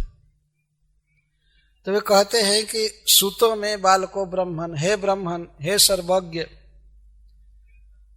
मैं अपने पुत्र को घर से निकाल दिया। यद्यपि ये निकाले नहीं थे, लेकिन इनके व्यवहार से वो निकल गए थे, तो ये मानते हैं कि हमने निकाल दिया। सोच रहे हमारे व्यवहार से निकल कर गया है। मैं अपने पुत्र को घर से निकाल दिया। कैसा था पुत्र, क्यों निकाल दिया? बालक, छोटा सा बच्चा था, घर से निकाल दिया। ये नहीं कह रहे घर से निकाल कर चला गया, मैं घर से निकाल दिया उसको, क्या करूं? सुतो में बालको ब्रह्म। तो प्रश्न होता है कि अरे अपना बच्चा, अपने देह से जन्मा हुआ बच्चा, उसको कैसे आपने निकाल दिया? तो कहते हैं अकरुणात्मना, मेरे हृदय में कोई करुणा नहीं रह गई थी, कोई दया नहीं थी, दया नहीं थी। ऐसा कैसे हो गया? तब कहते हैं अस्त्रायणेन, क्योंकि स्त्री के वश में हो गया था। मैं स्त्री के वश में हूं। जो व्यक्ति स्त्री के वश में हो जाता है उसमें कोई करुणा नहीं रहती। भागवत में तो लिखा गया है कि अगर स्त्री कह दे, अपनी पत्नी कह दे, तो वो व्यक्ति अपने गुरु और पिता का भी वध कर सकता है। हन्यात्वा पितरम गुरु। स्त्री से, अपनी पत्नी से इतना प्यार करता है कि वो कह दे कि गुरु को काट दो तो कत्ल कर देगा, इतना अधीन हो जाते। फिर दूसरे के लिए क्या बात। तो वही महाराज उत्तानपाद कहते हैं कि मेरा हृदय पत्थर का हो गया था, मैं कठोर बन गया, और क्योंकि मैं स्त्री का गुलाम हो गया। स्त्रैणे न अकरुणात्मन, स्त्रैण, स्त्री के बस में हो गया था। तो निर्वासित, मैं निकाल दिया उसको घर से। हाय हाय 5 वर्ष। नारद जी ने पूछा कि कितने वर्ष का है वो? तो 5 वर्ष मात्रा सा उसको तो निकाला, उसके माँ को भी निकाल दिया। कहने का आशय है कि उसके माँ की उपेक्षा किया हूं अब तक। तो कोई गलती किया था क्या आपका बेटा जिसे घर से निकाल दिए? तो कहते नहीं नहीं, सही मात्रा महान कवि, वो तो परम विद्वान है, बुद्धिमान है, महान है, उसने कोई अपराध नहीं किया, मैं क्या बताऊं। फिर शोक कर रहे हैं। अप्यनाथम बने ब्रह्मन मास्मदम अर्भकम वृकाहा। हे ब्रह्मन, कहीं ऐसा न हो कि हमारे बेटा को भेड़िए खा जाए, बाघ खा जाए। हाय हाय, ऐसा न हो। आप तो सब जानते हैं, आप बताइए कहाँ है, मैं जा करके उसको लाऊं, जल्दी से जल्दी जाऊं। और उसके बाद नगर के चारों तरफ जंगल ही था, तो कहाँ गया पता नहीं था। इसलिए ब्रह्मन ब्रह्मन कह रहे हैं, सर्वज्ञ सर्वज्ञ आप जानते हैं, बताइए, कहीं से पकड़ करके लाऊंगा, बताइए बताइए। हाय, कहीं उसको वन में भेड़िए न खा जाए, बाघ न खा जाए। शयानम क्षुधितम श्रांतम, शयान पहले तो श्रांतम है ना, श्रांतम शयानम क्षुधितम परिमलान मुखाम्बुजम। हाय, मेरा बेटा रास्ता चलते चलते थक जाता होगा, थक जाएगा, थक करके फिर सो जाएगा। क्षुधितम, उसको भूख लगी होगी, उसका कमल के समान सुकुमार चेहरा, मुख मुरझा गया होगा। हाय हाय, अहो मैं बत दौरात्म्यम स्त्री जीतस्य उपधारय। मैं स्त्री जीत हूं, स्त्री ने मुझे जीत लिया है। मैं कितना दुष्ट हूं, जरा आप मुझ पर विचार कीजिए, मेरी दुष्टता पर आप जरा विचार कीजिए। अरे अपना जन्मा हुआ पुत्र और मेरे गोद में चढ़ना चाहता था। योंकम प्रेमणा रुरुक्षंतम, प्रेम से मेरे अंक में चढ़ना चाहता था। सोचा कि मेरे पिताजी हैं, पिताजी हैं, मेरे गोद में चढ़ना चाहता था, लेकिन मैंने नाभेनंदम असत्यम, मैंने उसका आदर नहीं किया। हाय हाय, बताइए कहाँ है, क्या है, मैं अभी जाना चाहता हूँ, रथ लेकर के उसको लाऊंगा लाऊंगा। तब नारद जी ने कहा मां सुचा स्वतनयम देवगुप्तम विषाम पते। हे पृथ्वी पते, आप अपने पुत्र के लिए चिंता मत कीजिए, वो भगवान विष्णु द्वारा सुरक्षित है। और तत्प्रभावम अभिज्ञाय वृंगते तज्जसो जगत, आवृत्ते तज्जसो जगत। आप उसके प्रभाव को नहीं जानते हैं। एक दिन सारे विश्व में उसका प्रभाव व्याप्त होगा, उसका जस फैलेगा। सुदुष्कर्म कर्म कृत्वा लोकपाले रपि प्रभु। जो लोकपाल इंद्र आदि नहीं कर सकते हैं, वैसा सुदुष्कर्म करके एष्यत अचिरतो राजन जसो विप्लयन स्तवा, वो आपके जस का विस्तार करता हुआ तुरंत लौटेगा। आप चिंता मत कीजिए, उसके भजन में बाधक मत बनिए। आप आराम से खाइए पीजिए, आपका बच्चा बिल्कुल सुरक्षित है। तो इस प्रकार से सब जब नारद जी ने कहा, इति देवर्षिणा प्रोक्तम विश्रुत जगतीपति राज लक्ष्मी मनादृत्य पुत्र मेवान चिंतयत। तो महाराज उत्तान पाद भोग वैभव सबका तिरस्कार करके केवल ध्रुव का चिंतन करते थे। बेटा ऐसे भजन करता होगा, ऐसे रहता होगा, ऐसे रहता होगा, केवल पुत्र का ही चिंतन करते रहते थे। तो कल हम लोग वर्णन सुनेंगे ध्रुव महाराज किस प्रकार भजन किए, तपस्या किए। हरे कृष्ण।